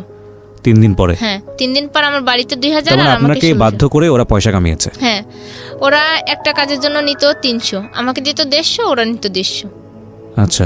তারপর আমি ওই 3 দিন পরে আমার মনের মধ্যে একটা ঘৃণা জন্ম নিল আর জিদ জন্ম নিল যে টাকার জন্য যদি আজকে আমার জীবন এতটাই হতে পারে, তাহলে আমি কেন নিজের থেকে স্বইচ্ছায় এবার নামতে পারবো না? আমি নিজেই স্বইচ্ছায় নামবো এবার এই কাজে। তারপর আমি বেশ ওদের সাথে মিলেমিশে বাসায় এসে ওইখান থেকে কাপড় চোপড় যা ছিল সব নিয়ে ওইখানে চলে গেছি। যে আমি পুরো একটানা 1 মাস চাকরি করি ওইখানে, ওই অবস্থাতেই করার পর মানে আমি টাকার নেশায় পড়ে এমন অবস্থা হয়ে গেছে আমার যে আমি নিজেকেই চিনতে পারি না। মানে আমি যে আমার নিজের শরীরের প্রতি একটা যে ভালোবাসা, সেই ভালোবাসাটা আমার মধ্যে নেই। যে আমি এখন শুধু আমার নেশাই একটাই, টাকা ছাড়া আমি কিছুই চিনি না। পরে 1 মাস এখানে থাকার পর হঠাৎ করে আমার জ্বর হয়। জ্বর হইলে আমি আর কাজ করতে পারি না। তখন মুক্তাহু বলতেছে তো জ্বর যখন তো একটা কাজ কর, মেয়েও বাড়িতে আছে, মেয়েকেও দেখায় আর তুই একটু সুস্থ হয়। তা আমি ওইখান থেকে বাড়িতে যাই, যে মানে আর আসি না ওইখানে।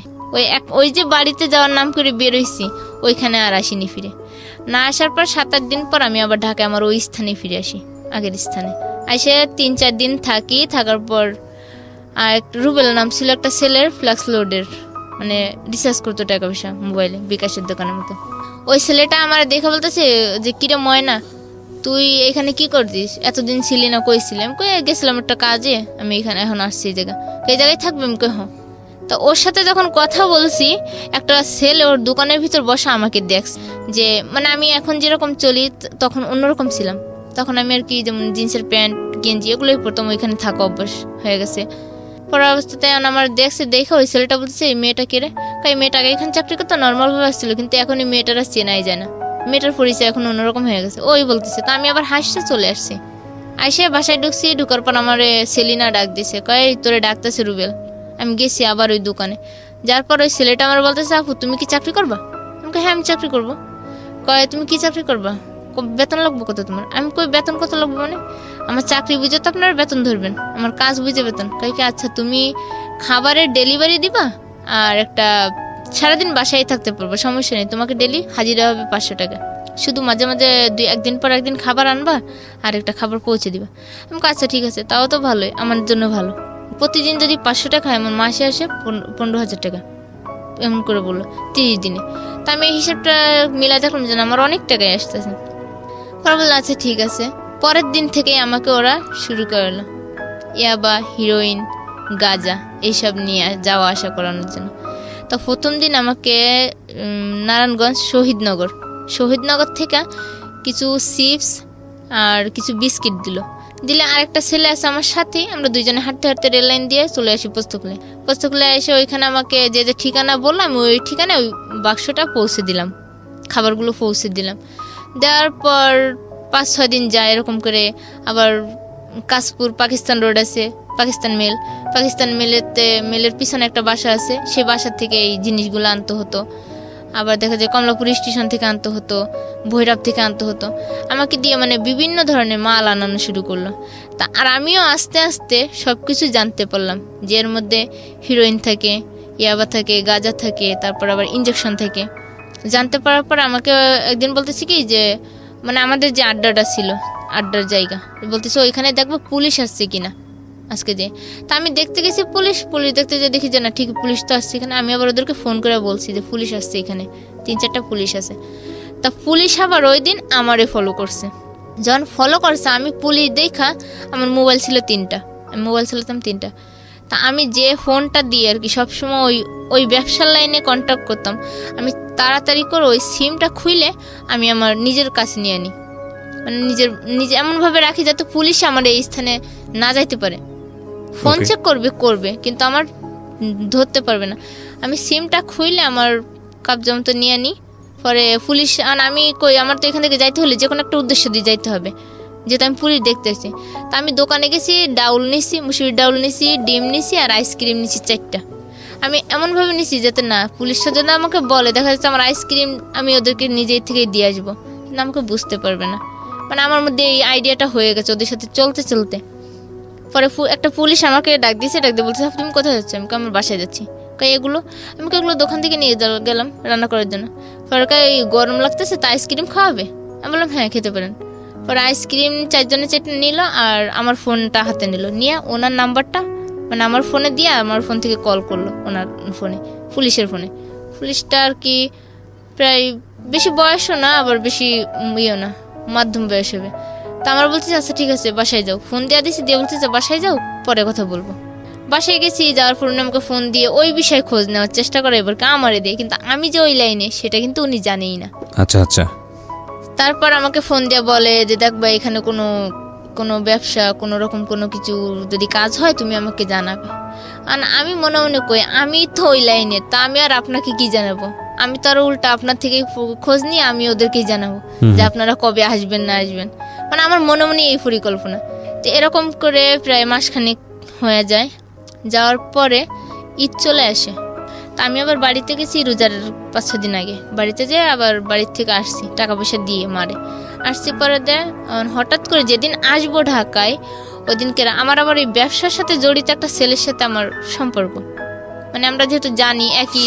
ততদিনে আপনার হাজবেন্ডের কি অবস্থা? এই যে এখন সেই পর্যায়ে যাব। জি। তারপর এখন এই সব করার মধ্যে আমার হাজবেন্ডের সাথে তো যোগাযোগই নেই, পুরো ছিন্ন। পরে আমি যখন গাড়িতে আসতেছি বাড়ির থেকে আসার পথে আমার এই দ্বিতীয় যে সম্পর্ক হয়েছে যার সাথে, তার সাথে আমার দেখা হবে ওই দিন। তা আমি আবার ফোনে কথা বলতেছি একটা ছেলের সাথে আর কাঁদতাছি যে দেখ আমি মানে কিরকম করে বাড়িতে গেছি আসলাম 2-1 দিনের মধ্যে, মেয়েটারও কষ্ট ভালোভাবে রাখতে পারলাম না নিজের কাছে। আর মেয়েটাও আমাকে চিনেই না, মেয়েটা আমি যে ওর মা ও আমাকে চিনেই না, আমাকে দেখলে কান্নাকাটি করে, আমার কাছে আসতে ও চায় না। তা আমারও কষ্ট লাগে যে না আমার সন্তান আমার কাছেই আসে না, আমাকেই চিনতে পারে না। তা ফোনে যদি কথা বলে তাহলে আম্মু বলে ডাকে, কিন্তু কাছে গেলে কখনো আম্মু বলে ডাকে না। তা আমারও মনে কষ্ট লাগতেছে আর আমি ওর কাছে বলতেছি আর কাঁদতেছি। তা ওই দিন আবার গাড়িতে একটা স্টাফ ছিল, গাড়ির স্টাফ, সে আবার আমাকে ফলো করছে বারবার, ফলো করে দেখতেছে। দেখার পরে বলতেছে যে ওই গাড়ির ড্রাইভার কাছে বলতেছে যে দেখ এই মেয়েটা কে না হঠাৎ করে কাঁদতেছে, ফোনে কথা বলতেছে আর কাঁদতেছে। তো বলতেছে গাড়ির যে কোনো যাত্রী যে কোনো সমস্যা হয়েছে কাঁদতেই পারে, এটা নিয়ে তুই মাথা ঘামাস না। এরকম করে আমরা ফেরিঘাটে চলে আসি। আসার পর ওই ছেলেটা, আমি আবার গাড়ির সাথে দাঁড়ায় আছি ঢালান দিয়ে। তা আমার বলতেছে যে আমাদের গাড়ির সাথে ঢালান দিয়ে দাঁড়িয়েছেন, গাড়ির রং উঠবে। তা আমি বলতেছি না উঠলে কোম্পানির গাড়ির রং উঠবে, আপনার তো কিছু না, আপনার সমস্যা কি? তুমি বলতেছে যে গাড়িটা তো আমাদেরই, আমাদের কোম্পানির, আমরা যেহেতু স্টাফ গাড়ির। তো এরকম করে এক কথায় দুই কথায় তার সাথে আমার সাথে অনেক কথা হয়ে যায়। হওয়ার পরে সে আমার সাথে অনেক কিছু কথা বললো, আমরা কফি খেলাম একসঙ্গে ফেরিতে বসে। খাওয়ার পর আমরা ঢাকায় পোস্তখোলা নেমে পড়ি। আমি নামার পর ওনার সাথে আবার আমার ফোন নাম্বার দেওয়া নেওয়া হয়ে যায় গাড়িতে বসে। পোস্তখোলায় নামি আমি বাসায় যাই, থাকি। তারপর একদিন পয়লা বৈশাখের দিন সকালবেলা উনি আমাকে মিস কল দিছে, মেসেজ করতেছে।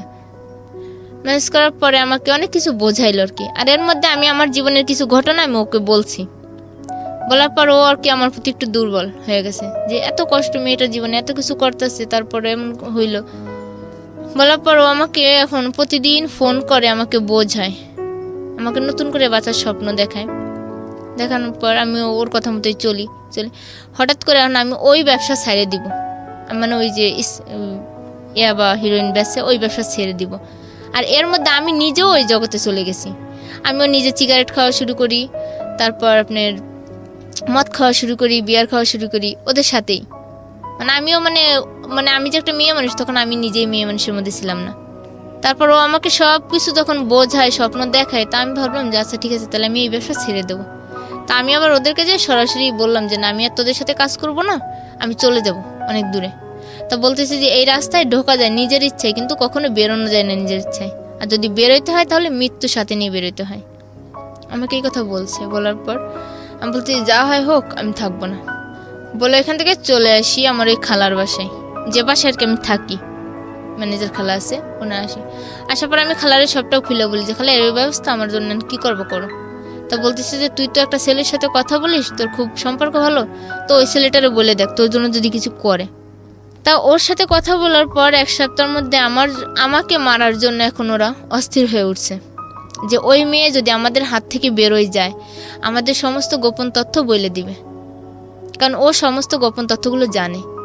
বলে দেওয়ার জন্য এখন ওরা আমাকে বললো, ওরা মানে অন্য ছেলেদেরকে কন্ট্যাক্ট করলো যে ওই মেয়েকে যদি ধরে দিতে পারিস তাহলে তোকে 1 লাখ টাকা দেবো, বা আরেকজনকে বলে যে তোকে 50,000 টাকা দেবো, শুধু ওই মেয়েকে আমাদের হাতে এনে দিবি। তারপরে এই নাহিদ হোসেন যে ছেলেটার নাম, আমি যার সাথে গাড়ির সাথে পরিচয় হয়েছে, কিন্তু সেও ছিল একজন ড্রাইভার।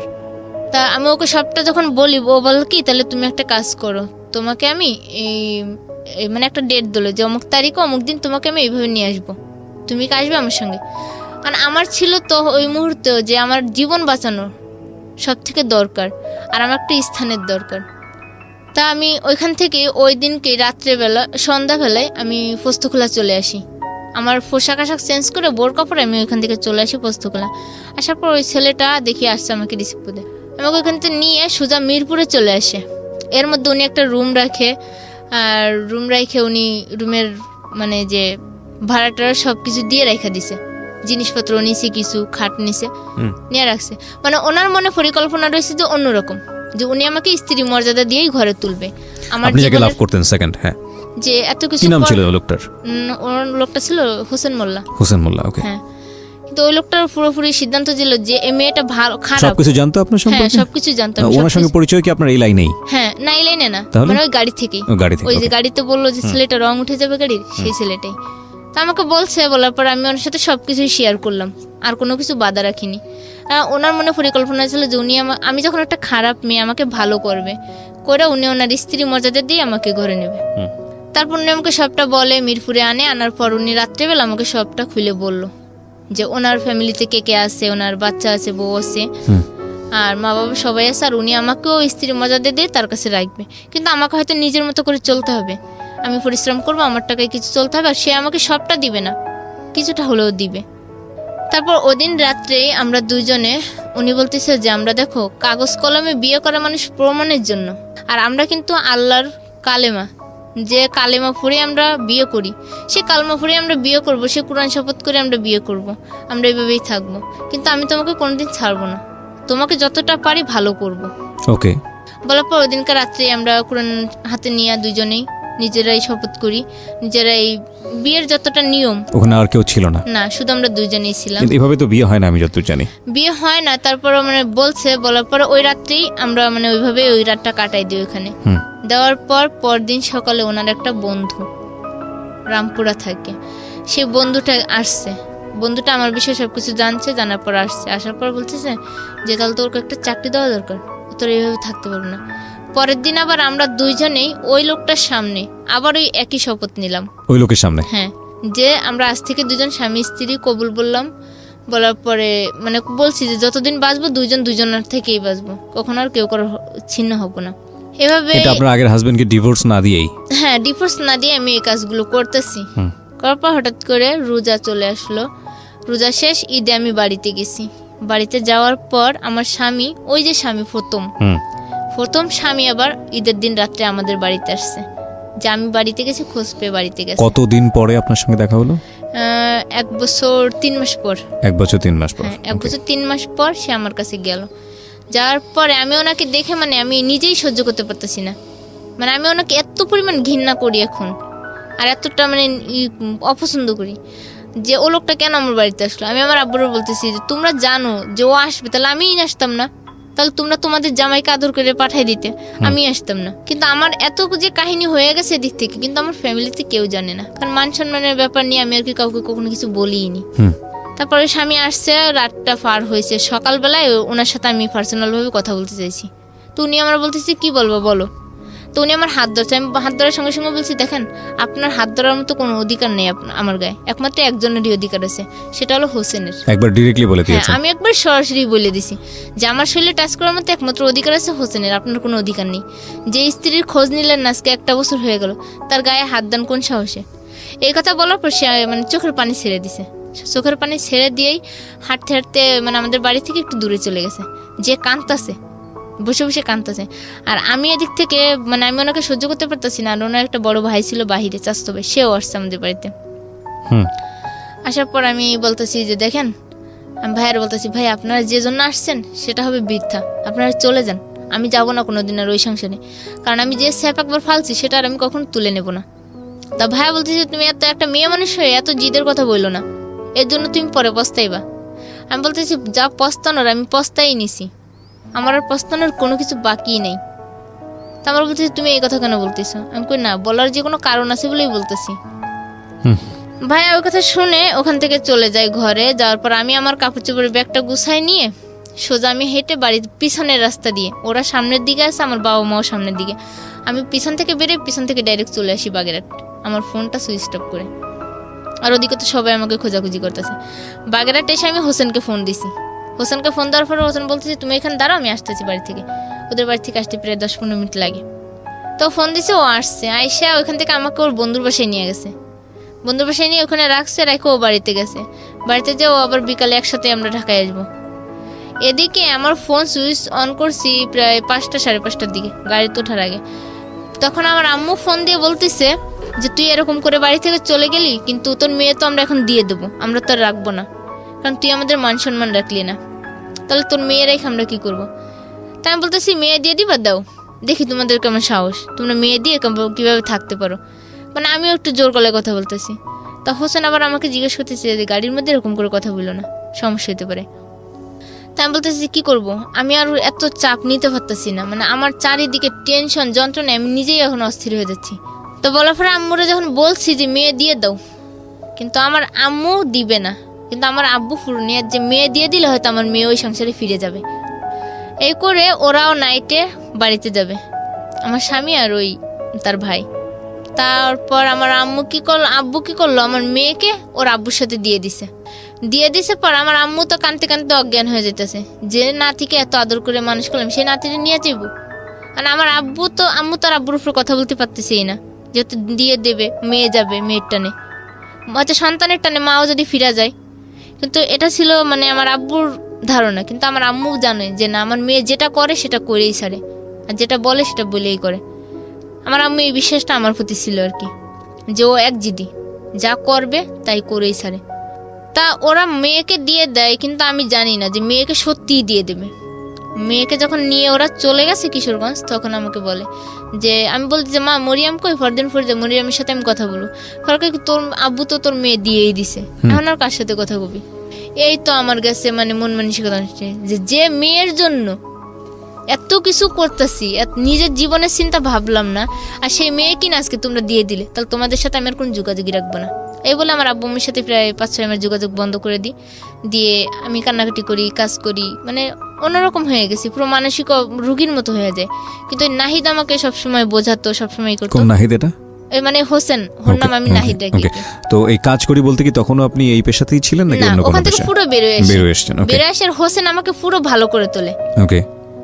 কিন্তু ও সবসময় আমাকে বলতো যে তুমি কিছু করো আর না করো, তুমি 5 ওয়াক্ত নামাজ পড়বা আর ভালো ব্যবহার করবা, আগের মতো কোনো রকম ব্যবহারও করবা না, চলাফেরাও করবা না, 5 ওয়াক্ত নামাজ পড়বা। তা আমি বললাম আচ্ছা ঠিক আছে। কিন্তু আমি নামাজ পড়তাম, 2 দিন পড়তাম, 3 দিন পড়তাম, পরে আর মানে মাথায় কাজ করতো না যে আমি কি করব। জি। এভাবেই প্রায় 2 বছর চলে যায়। নাহিদের বউ বাচ্চাও চলে ঠিকভাবে, আমিও চলি ঠিকভাবে। থাকার পর হঠাৎ করে মানে ওর সাথে আমার সাথে ঝগড়া শুরু করতে লাগলো। ঝগড়া হয়, ও আমার অতীত নিয়ে কথা বলে আর আমাকে মারে। নাহিদ? হ্যাঁ, এই নাহিদ আর কি, আমাকে অতীত নিয়ে কথা বলে মারে। আর ও যদি আমাকে ডাইনে হাঁটতে বলে আমি বাঁয়ে হাঁটি। যে আমি যখন মায়েরই খাই তাহলে আমি তো সোজা পথে চলে মায়ের খাবো না, বাঁকা পথেই চললে আমি মায়ের খাবো। আর আমি যে কাজ করি না ও আমাকে সেই কাজে সন্দেহ করে বেশি। চাকরি করতে যায়, 10 জনের সাথে চলতে গেলে কথা বলতেই হয়, কিন্তু ও সেই কথা বলাটাকে ও অন্যরকম ভাবে নিয়ে নেয়। যে হয়তো দেখা যাচ্ছে ও আবার মনে হয় ওই লাইনে চলে গেল, আবার মনে হয় ওই ছেলেদের পাল্লায় পড়লো। এরকম করে সন্দেহ বাড়তে থাকে, ঝগড়াঝাটি মারামারি শুরু হয়, থাকতে থাকি। হঠাৎ করে আমি আমার অনেক পুরনো আর কি, পুরনো বলতে এই মানে ওই পেশার মধ্যেই থাকা একটা ছেলের সাথে পরিচয় আমাদের বাড়িতে, হিন্দু ছেলেটা। তো ওর সাথে আমার সাথে মোবাইলে যোগাযোগ করে আমি চিটাগাং চলে যাই, এই সংসার ছেড়ে চিটাগাং চলে গেছি। যাওয়ার পর সেখানে থাকি, কিন্তু এই নাহিদকে ছাড়া আমি মানে চলতেই পারি না। আমি যতই যা করি না, কিন্তু 1 দিন 2 দিন গেলে আমি আর ওর কথা না মনে করি আর চলতে পারি না। মানে ওকে ছাড়া এখন আমি আর থাকতেই পারি না। একটা দিন যদি না দেখি মনে হয় কি কত বছর মনে দেখি না, মনে হয় নিজের সন্তান বলে থাকতে পারতাছি, কিন্তু ওকে ছাড়া থাকতে পারতাছি না। এমন অবস্থায় আমার দাঁড়ায় গেছে। তারপর ওই চিটাগাং যে একদিন থাকার পর আমি ওর কাছে ফোন করি।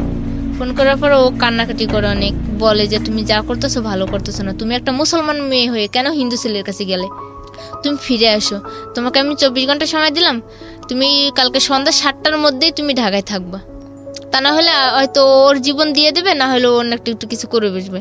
তা আমি আমার এই ভয়টা পেয়ে যে আমাকে এতটা ভালো বানাইলো, যে আমাকে এতটা ভালোবাসলো, ভালোবাসার অর্থ বুঝাইলো, ভালোভাবে বাঁচার অর্থ বুঝাইলো, তাহলে তার কথা শুনেই চলে যায়। তো চিটাগাং থেকে আবার ওই হিন্দু ছেলেটা অফিসে গেছে, আমি ওইখান থেকে আবার চলে আসছি ওকে না জানে, ঢাকায় আসছি। আসার পর আমি আবার ওইখান থেকে যে মামার বাসায় ছিলাম, হিন্দু ছেলের মামার বাসার থেকে একটা সিঁদুরের কৌটা আমার সঙ্গে নিয়ে আসি, যে ও যদি আমাকে কোনো রকম মারধর করে তাহলে আমি বলবো কি যে আমি এই হিন্দু ছেলের সাথে আমার বিয়ে হয়ে গেছে, আমার সিঁদুর পরানো হয়ে গেছে, মানে ওকে মিথ্যা বলবো। আমার মনে মনে অবস্থা করে আমি সিঁদুরের কৌটা নিয়ে আসি। আনার পর ও আমাকে শাহবাগ থেকে ওর গাড়ি নিয়ে, ও যে প্রাইভেট কার চালায় সে গাড়ি নিয়ে আমাকে আনতে যায়। মানে ওর প্রাইভেট কার ছিল? হ্যাঁ, প্রাইভেট কার চালাইতো। আমি তার নামটা উল্লেখ করবো না যার গাড়িটা আর কি, যেহেতু সে একজন ডাক্তার, তার নামটা উল্লেখ করে প্রয়োজন নেই। হ্যাঁ, প্রয়োজন নেই।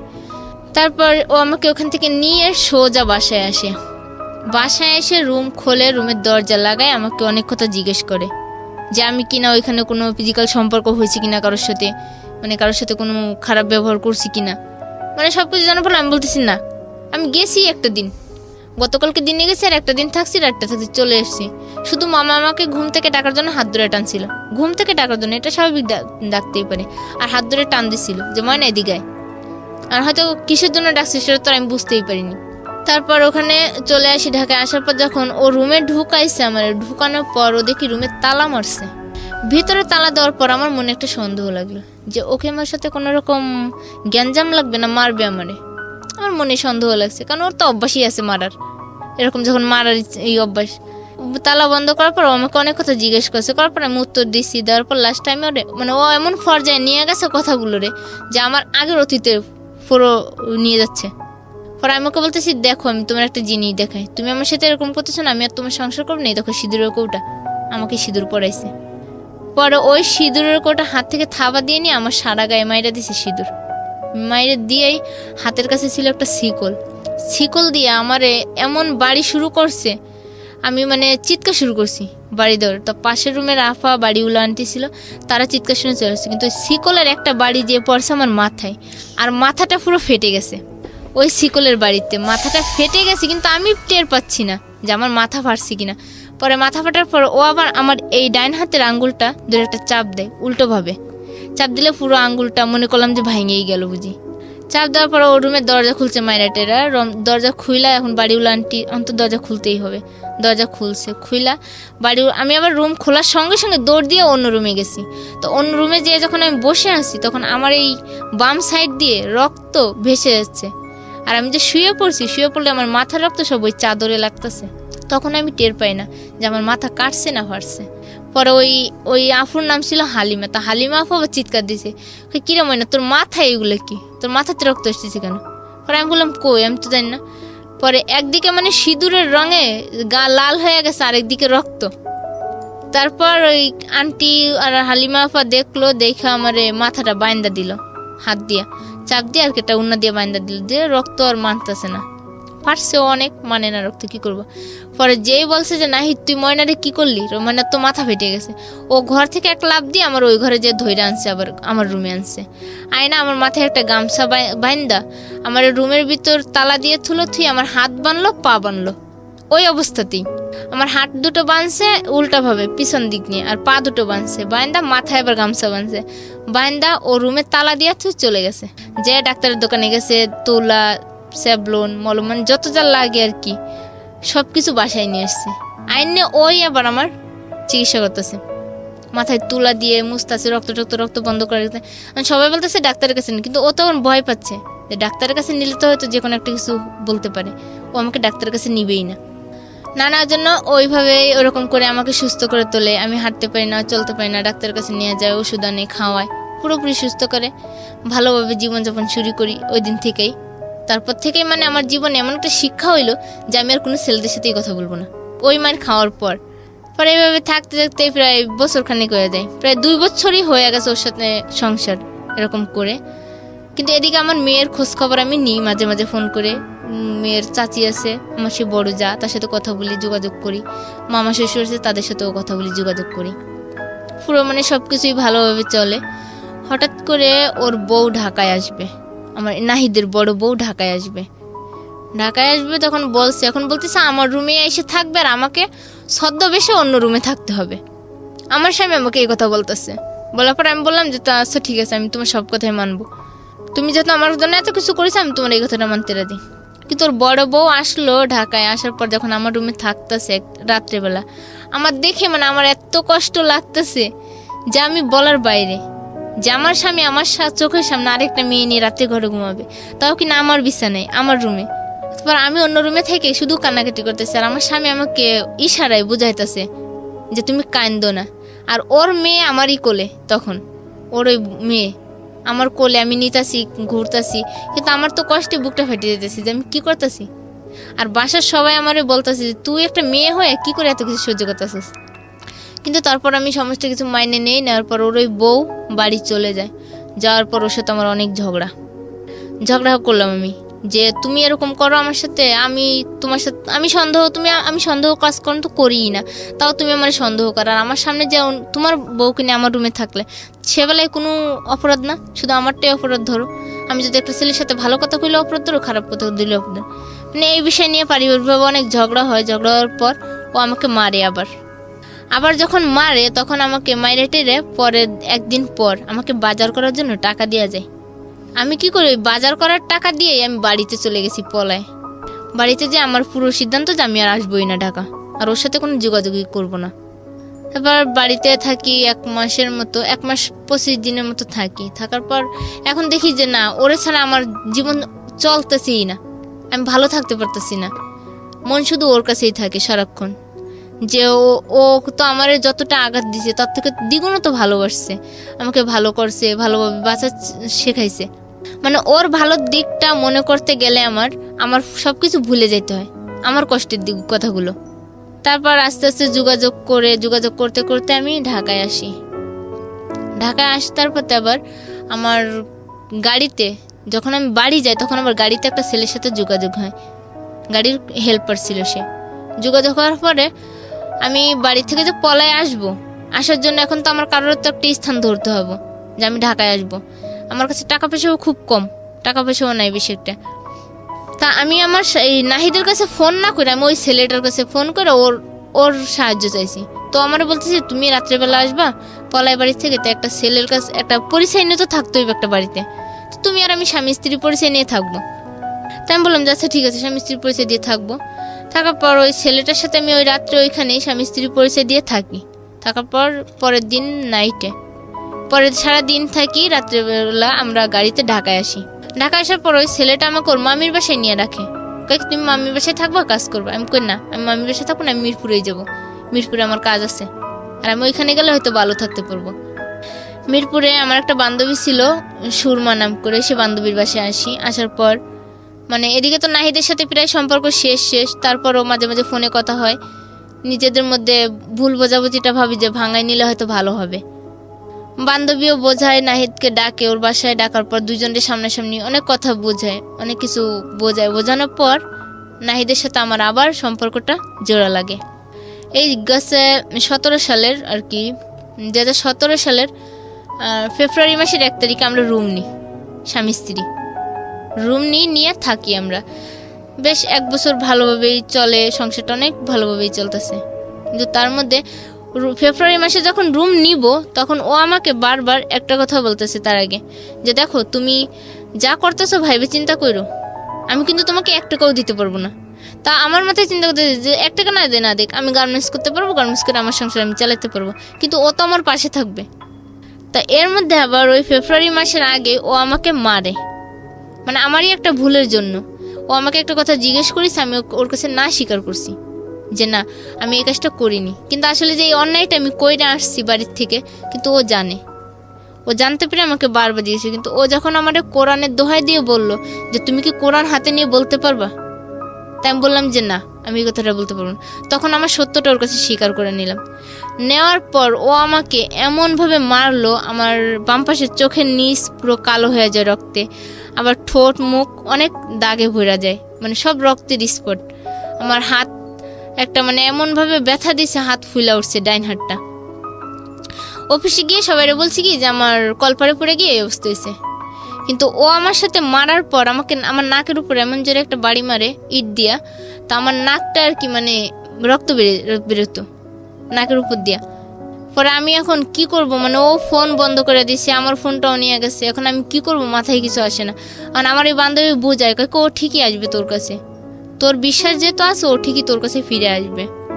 আসার পর আমি তাও ওর পিছু আমি রাস্তা পর্যন্ত গেছি। ওই রাস্তায় যাওয়ার পর ও আমাকে মারছে, রাস্তায় ফেলায়, রাস্তার আমাদের গেটের সামনে গিয়া মারছে।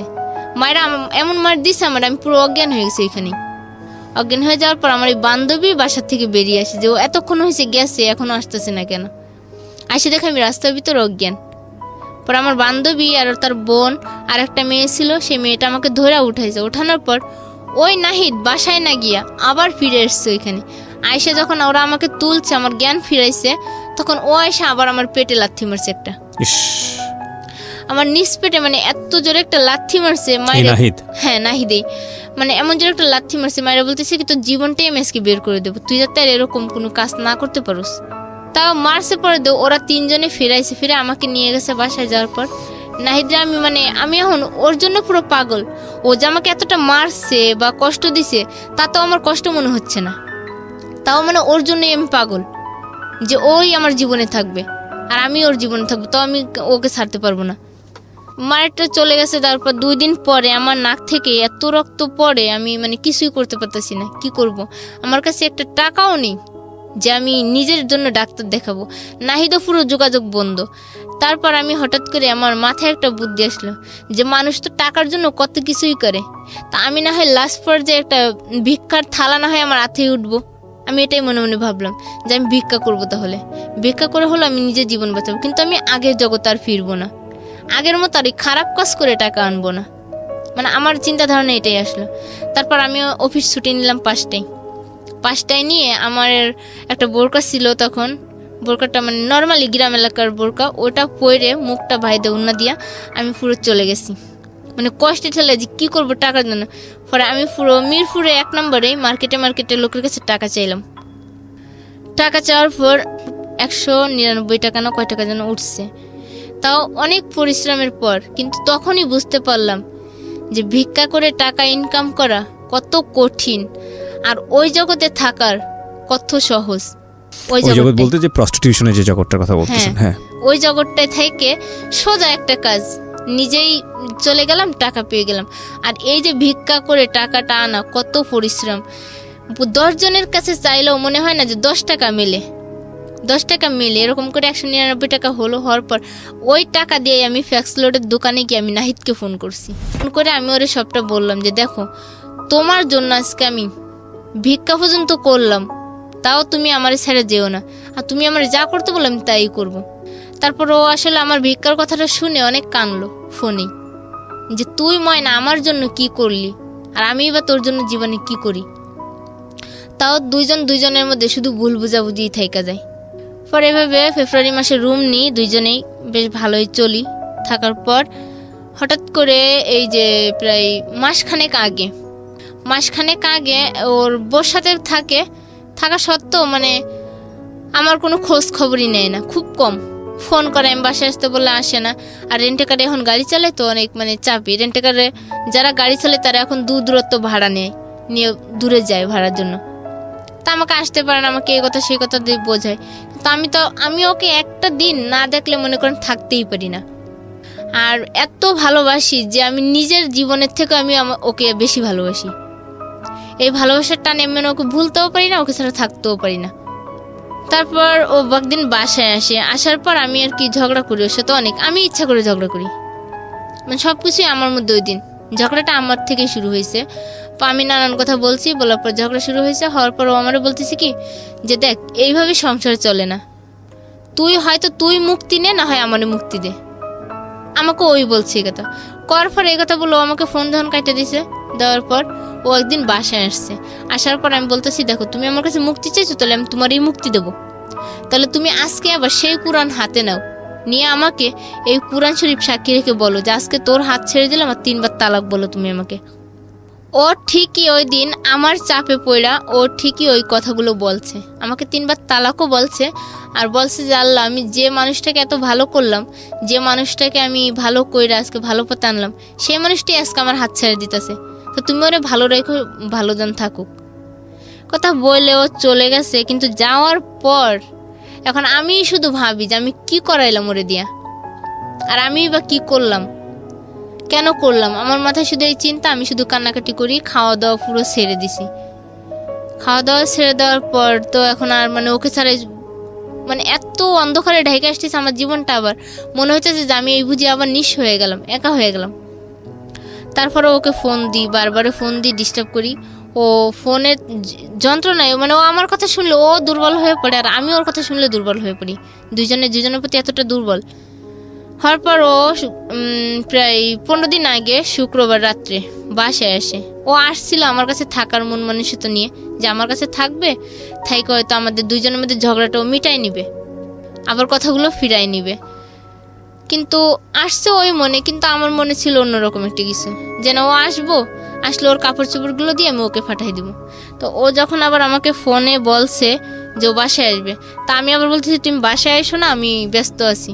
এই কথা বইলে আমি ফোনটা কাইটে দিছি। দিয়া আমি আমার বান্ধবীর ফোনের সাথে বান্ধবী আমার ফোন থেকে কথা বলছে, সেই বন্ধুর সাথে আবার আমি কথা বলতেছি আমার বান্ধবীর সম্পর্কে, আর আমার সম্পর্কে জিজ্ঞেস করতেছে, আমি বলতেছি।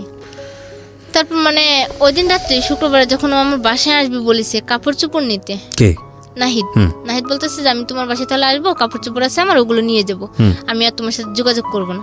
তা আমি বলতেছি আচ্ছা ঠিক আছে। তো এই অফিসে থাকা অবস্থায় আমার বান্ধবী আবার আমার ফোন থেকে ওর বয়ফ্রেন্ডের সাথে কথা বলে সে আবার আমাকে ফোন দিছে। দিয়ে কথা বলতে বলতে মানে আমাদের পরিচয় হইতে হইতে মানে অনেকটাই পরিচয় হয়ে গেল। আমার ফ্যামিলি সম্পর্কে বললাম, আমার বিষয়ে বললাম যে দেখুন আমি এরকম ভাবে আছি, এখন এই পর্যায়ে আছি। তা আপনার বান্ধবীর বয়ফ্রেন্ডের সাথে? হ্যাঁ, কিন্তু এর মধ্যে নাহিদ আবার আমাকে ট্রাই করে যাচ্ছে, আমার ফোন শুধু ব্যস্ত পাচ্ছে। বুঝতে পেরেছি। ব্যস্ত পাওয়ার কারণে ও কিন্তু আরো রাগ হয়ে যাচ্ছে যে আমি যার সাথে যাব আজকে সম্পর্কটা আবার ঠিক করার জন্য, আর সে কিনা আমার ফোন কাইটে দিয়া অন্য পুরুষের সাথে কথা বলতেছে। আসলে এটা আমারই অন্যায় ছিল ওই দিন, যে আমি কেন ওর ফোন না রিসিভ করে অন্য একজনের সাথে কথা বলতেছি। ও বাসায় গেছে, যাওয়ার পর আমাকে দরজা খুলতে বলতেছে বারে, কিন্তু আমি দরজা খুলি না। নাহিদ আমাকে বলতেছে দরজা খুলতে, কিন্তু আমি দরজা খুলি না খোলার পরে ওই প্রায় 10 মিনিট ওকে দাঁড় করে রাখছি বাইরে, দাঁড় করে পরে আমি দরজাটা খুলছি। খোলার পর ও ঘরে ঢুকছে, বসছে, আমার সাথে 2-1টা কথা বলছে, বেশ ভালোই, আমিও বলছি। তা ও আবার দাঁড়ায় রয়েছে, দাঁড়ানো থাকা অবস্থায় আমি খাটের উপর দাঁড়ায় ওর গলা জড়ায় ধইরা ওর পিঠের উপর পড়ছি আমি, মানে যেমন ছোট বাচ্চা যেমন ঘাড়ে ওঠে ওরকম করে আমি ওর ঘাড়ে উঠছি। ওঠার পর ও আমাকে বলতেছে তুমি নামো, আমার কষ্ট হচ্ছে, আমার নিঃশ্বাস নিতে কষ্ট হচ্ছে। তা আমি নামছি। নামার পর ও দেখলাম ওর ফোন রাখলো, মানি ব্যাগ রাখলো, চাবি রাখলো গাড়ির। রাখার পর যখন হাতের গড়িটা খুলছে তখন আমার মনে সন্দেহ জাগছে যে হয়তো ও আজকে আবার আমাকে মারবে, কারণ আমার ফোন ওয়েটিং পেয়েছে। ও যে হাতের গড়ি খুলছে তখন আমি দরজাটা খুলে দৌড় দিব বাইরে। অমনি আমার গলাটা চাপ দিয়া আমাকে খাটের উপর শুয়াইছে। শুয়াই আমার মানে বুকের উপর বসে আমার গলাটা পুরো চাপা ধরছে যে তুই যদি আমার জীবনে না থাকিস আমি আর তোকে অন্য কারোর জীবনে হতে দেব না। গলাটা যখন চাপা ধরছে আমার তো পুরো নিঃশ্বাস বন্ধ হয়ে আসতেছে, আর আমি মানে ছুটতেও পারতেছি না যে আমি কি করব। তখন এমন একটা অবস্থায় চলে আসছি আমার মানে চোখ মুখে আমি কিচ্ছু দেখতে পাচ্ছি না যে আমি কি করতেছি, কি করব। পরে হঠাৎ করে আমার পাউটা দিয়ে আমি ওকে লাথি মারলাম পিছন দিক থেকে। লাথি মারার পর ও ভুট হয়ে পড়লো খাটের উপর। পড়ার পর আমি ছুটলাম। ছোটার পর ও আবার আমাকে ধরছে। আমি চিৎকার দিছি। তখন চিৎকার দেওয়ার পর বাইরের থেকে মানে আমাদের বাসার লোকজনই শব্দটা পেয়ে উঠছে, উঠে আমার দরজায় টুকাটুকি করতেছে। কিন্তু ও তখনও আমাকে গলা চেপে ধরে বলতেছে যে তুই যদি আমার জীবনে না থাকিস আমি তোকে অন্য কারোর জীবনে যাইতে দিব না। এই কথা বলে আমার ডাইন সাইডের গালে এমন জোরে একটা কামড় বসেছে, মানে ওর যে দাঁতগুলো সব আমার গালে বসে গেছে। আবার বলতেছে তুই এই ঠোঁট দিয়ে অন্য কারোর ঠোঁটে মিস করবি আর আমি জ্বলবো তোর এই জ্বালায়, তো তোর এই ঠোঁট আমি রাখতে দিব না বলে আমার দুটো ঠোঁট নিয়ে মানে এমন যে একটা কামড় দিছে, মানে আমার পুরো ঠোঁট রক্তে ভর্তি হয়ে যাচ্ছে। এখন এদিকে গাল দিয়ে রক্ত পড়তেছে, এদিকে ঠোঁট দিয়ে রক্ত পড়তেছে। আবার এই ডাইন সাইডের ঘাড়েও একটা কামড় দিছে, সে ঘাড় থেকেও রক্ত বেরিয়ে গেছে।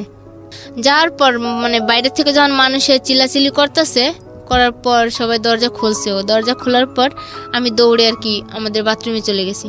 বাথরুমে যাওয়ার পর আমি বসে আছি, কিন্তু আমার গাল থেকে ঠোঁট থেকে রক্ত পড়েই যাচ্ছে, যে কামড়ের দাগগুলো মানে বসে গেছে, রক্ত পড়তেছে। এই অবস্থায় আমি বসা, কিন্তু ও এই ফাঁকে আমি আবার আমার মোবাইলটা আমি চাউলের ড্রামের ভিতর লুকাইছি, কিন্তু ও সেই চাউলের ড্রাম থেকে মোবাইলটা নিছে। তারপরে ঘরের হাঁড়ি পাতিলা সব মানে ভাঙতেছে, গানের যে বক্স সেট সেটাও ভাঙছে।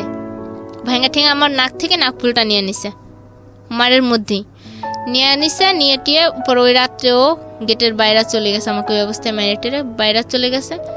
যাওয়ার পর এখন আমি বলতেছি থানায় যাব ওর নামে কেস করতে, কিন্তু ও আমাকে যাইতে দিবে না থানায়। আমি এটাও বুঝতে পারতেছি, ও বাইরে দাঁড়ায় আছে। পরে আমি গেটের উপরে দিয়ে ওইটা দেখি যে ও দাঁড়ায় রয়েছে।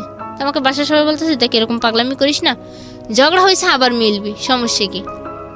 পরে বললাম যে না, ওর সাথে আমার আর কোনো সম্পর্ক নাই, যেহেতু আমাকে এরকম করতে পারে, মারতে পারে, আর এই কথা বলে চলে যেতে পারে, তাহলে ওর সাথে সম্পর্ক না রাখাটাই ভালো হবে বলে আজকে প্রায় 5-6 দিনই আমি এই অবস্থাতেই অসুস্থ নিয়েই কাজ করতেছি। ওকে ফোন করি, ও আমাকে একটা কথাই বলছে যে তুই যদি ভালো ঘরের মেয়ে হয়ে থাকিস তাহলে আমাকে আর ফোন করবি না।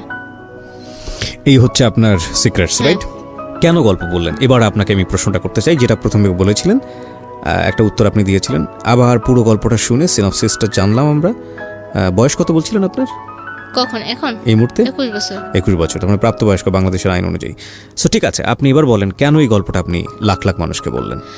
বললাম যে হয়তো যে আমি জীবনে যে ভুলটা করেছি, যে ভুলটা হচ্ছে যে আমার প্রথম স্বামীর সংসারে থাকা অবস্থায় আমার সাথে যেটা হয়েছিল সেটা যদি আমি আমার স্বামীর কাছে শেয়ার করতাম বা কারোর কাছে শেয়ার করতাম তাহলে হয়তো আমার জীবনটা এরকম হতো না। এক্স্যাক্টলি। এবং এখানে আমার বলার যেটা, যে স্বামীর সাথে যদি ওয়াইফ এই বিষয়টা এরকম বিষয় শেয়ার করে, হাজব্যান্ডের উচিত হচ্ছে তার সাথে বন্ধুর মতো থেকে তাকে সাপোর্ট করা, যেটা অনেক সময় হয় না বাংলাদেশের কালচারে, যে কারণেই হয়তো মেয়েরা এই সাহসটুকু করে উঠতে পারেন না, যেটা আমরা আজকের এই যে গেস্ট যিনি ময়না তার জীবনে দেখেছি।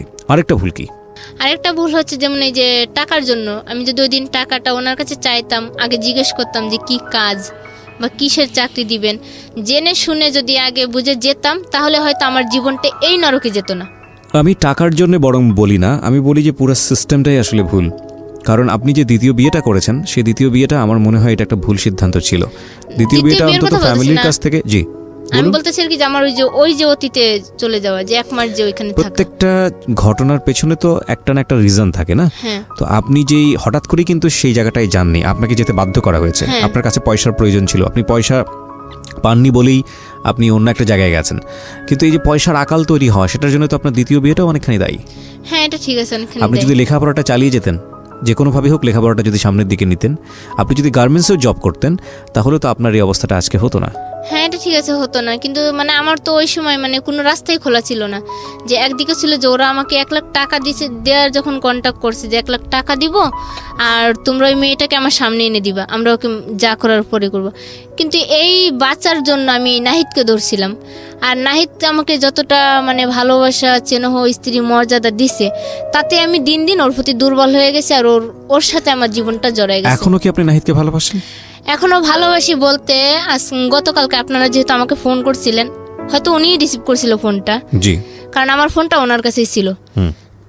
উনি রিসিভ করছে, উনি রিসিভ করার পর উনি আপনাদেরকে আমার নাম্বার দিচ্ছে, দেওয়ার পর আমার সাথে কথা হয়েছে আপনাদের। হওয়ার পর আমি ওনার কাছে ফোন করছি, আমি নাহিদের কাছে ফোন করছি, করে বলছি যে জীবনে হয়তো কোনো একটা ভালো মুহূর্ত ছিল আপনার কাছে। আর আমি সবসময় বলতাম আপনাদের এই গল্প আমি আজকে 3 বছর ধরেই শুনি। শোনার পর আমি সবসময় বলতাম, ওর আমি যখন শুয়ে শুয়ে শুনতাম বলতাম যে আমিও না এই গল্পের অনুষ্ঠানে যাব। তো আমাকে বলতো যে তোর ইচ্ছা হয়ে যাইতে তো আমি তোকে নিয়ে যাবো একদিন, আর তোকে ওইখানে আমি নিয়েই যাব। তা ও কালকে যখন আমি ওকে ফোন করি আপনাদের, এক্স্যাক্টলি এই স্টোরিটা খুব সুন্দর একটা স্টোরি হতে পারতো, গল্প হতে পারতো। আপনারা দুজন মিলে এখানে এসেছেন, হ্যাঁ, কিন্তু আপনি একটা ভালো জায়গায় আছেন, হ্যাপিলি একটা এন্ডিং হয়েছে, হ্যাপি কাপল হয়েছেন, কিন্তু সেই জিনিসটা আপনার হলো না, সেই শখটা হলো না। কিন্তু আমার এই মুহূর্তে মনে হচ্ছে যে সেই জিনিসটা আবার আমার কাছে হয়েছে আজকে। কিরকম?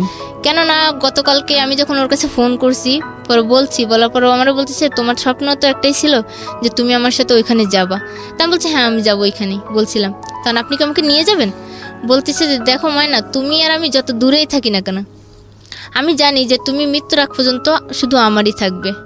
ও আমাকে বলছে, আর আমিও এটা বলছি যে দেখো তুমিও হয়তো মৃত্যুর আগ পর্যন্ত আমারই থাকবে, কারণ আমরা দুজনকে এত ভালোবাসি যে মনে হয় না যে পৃথিবীতে কোনো মা সন্তানকে এত ভালোবাসে। যে ভালোবাসা না এই ইমোশনের জায়গাটা আপনার জায়গা থেকে অনেকখানি রাইট, কিন্তু আমাদের জায়গা থেকে অনেক বেশি লজিক্যাল। তারপরেও আমি একটা কথা শেষ দিকে এসে বলতে চাই আজকের এই অনুষ্ঠানে, যে আমাদের দেশে একটা নারীর জীবন অর্থনৈতিকভাবে কতটা ভারসাম্যহীন, এবং এটা আজকে নতুন না, এটা সবসময় আমরা আমাদের অনুষ্ঠানে দেখিয়েছি যে একজন নারী অর্থের জন্য জীবনে কতটা ঝুঁকির মধ্যে যান। এবং আজকে যে ময়না এখানে তার জীবনের যে সিক্রেটসগুলো এখানে রিভিল করলো, কতটা দুরবস্থার মধ্যে পড়ে সে বাধ্য হয়েছে।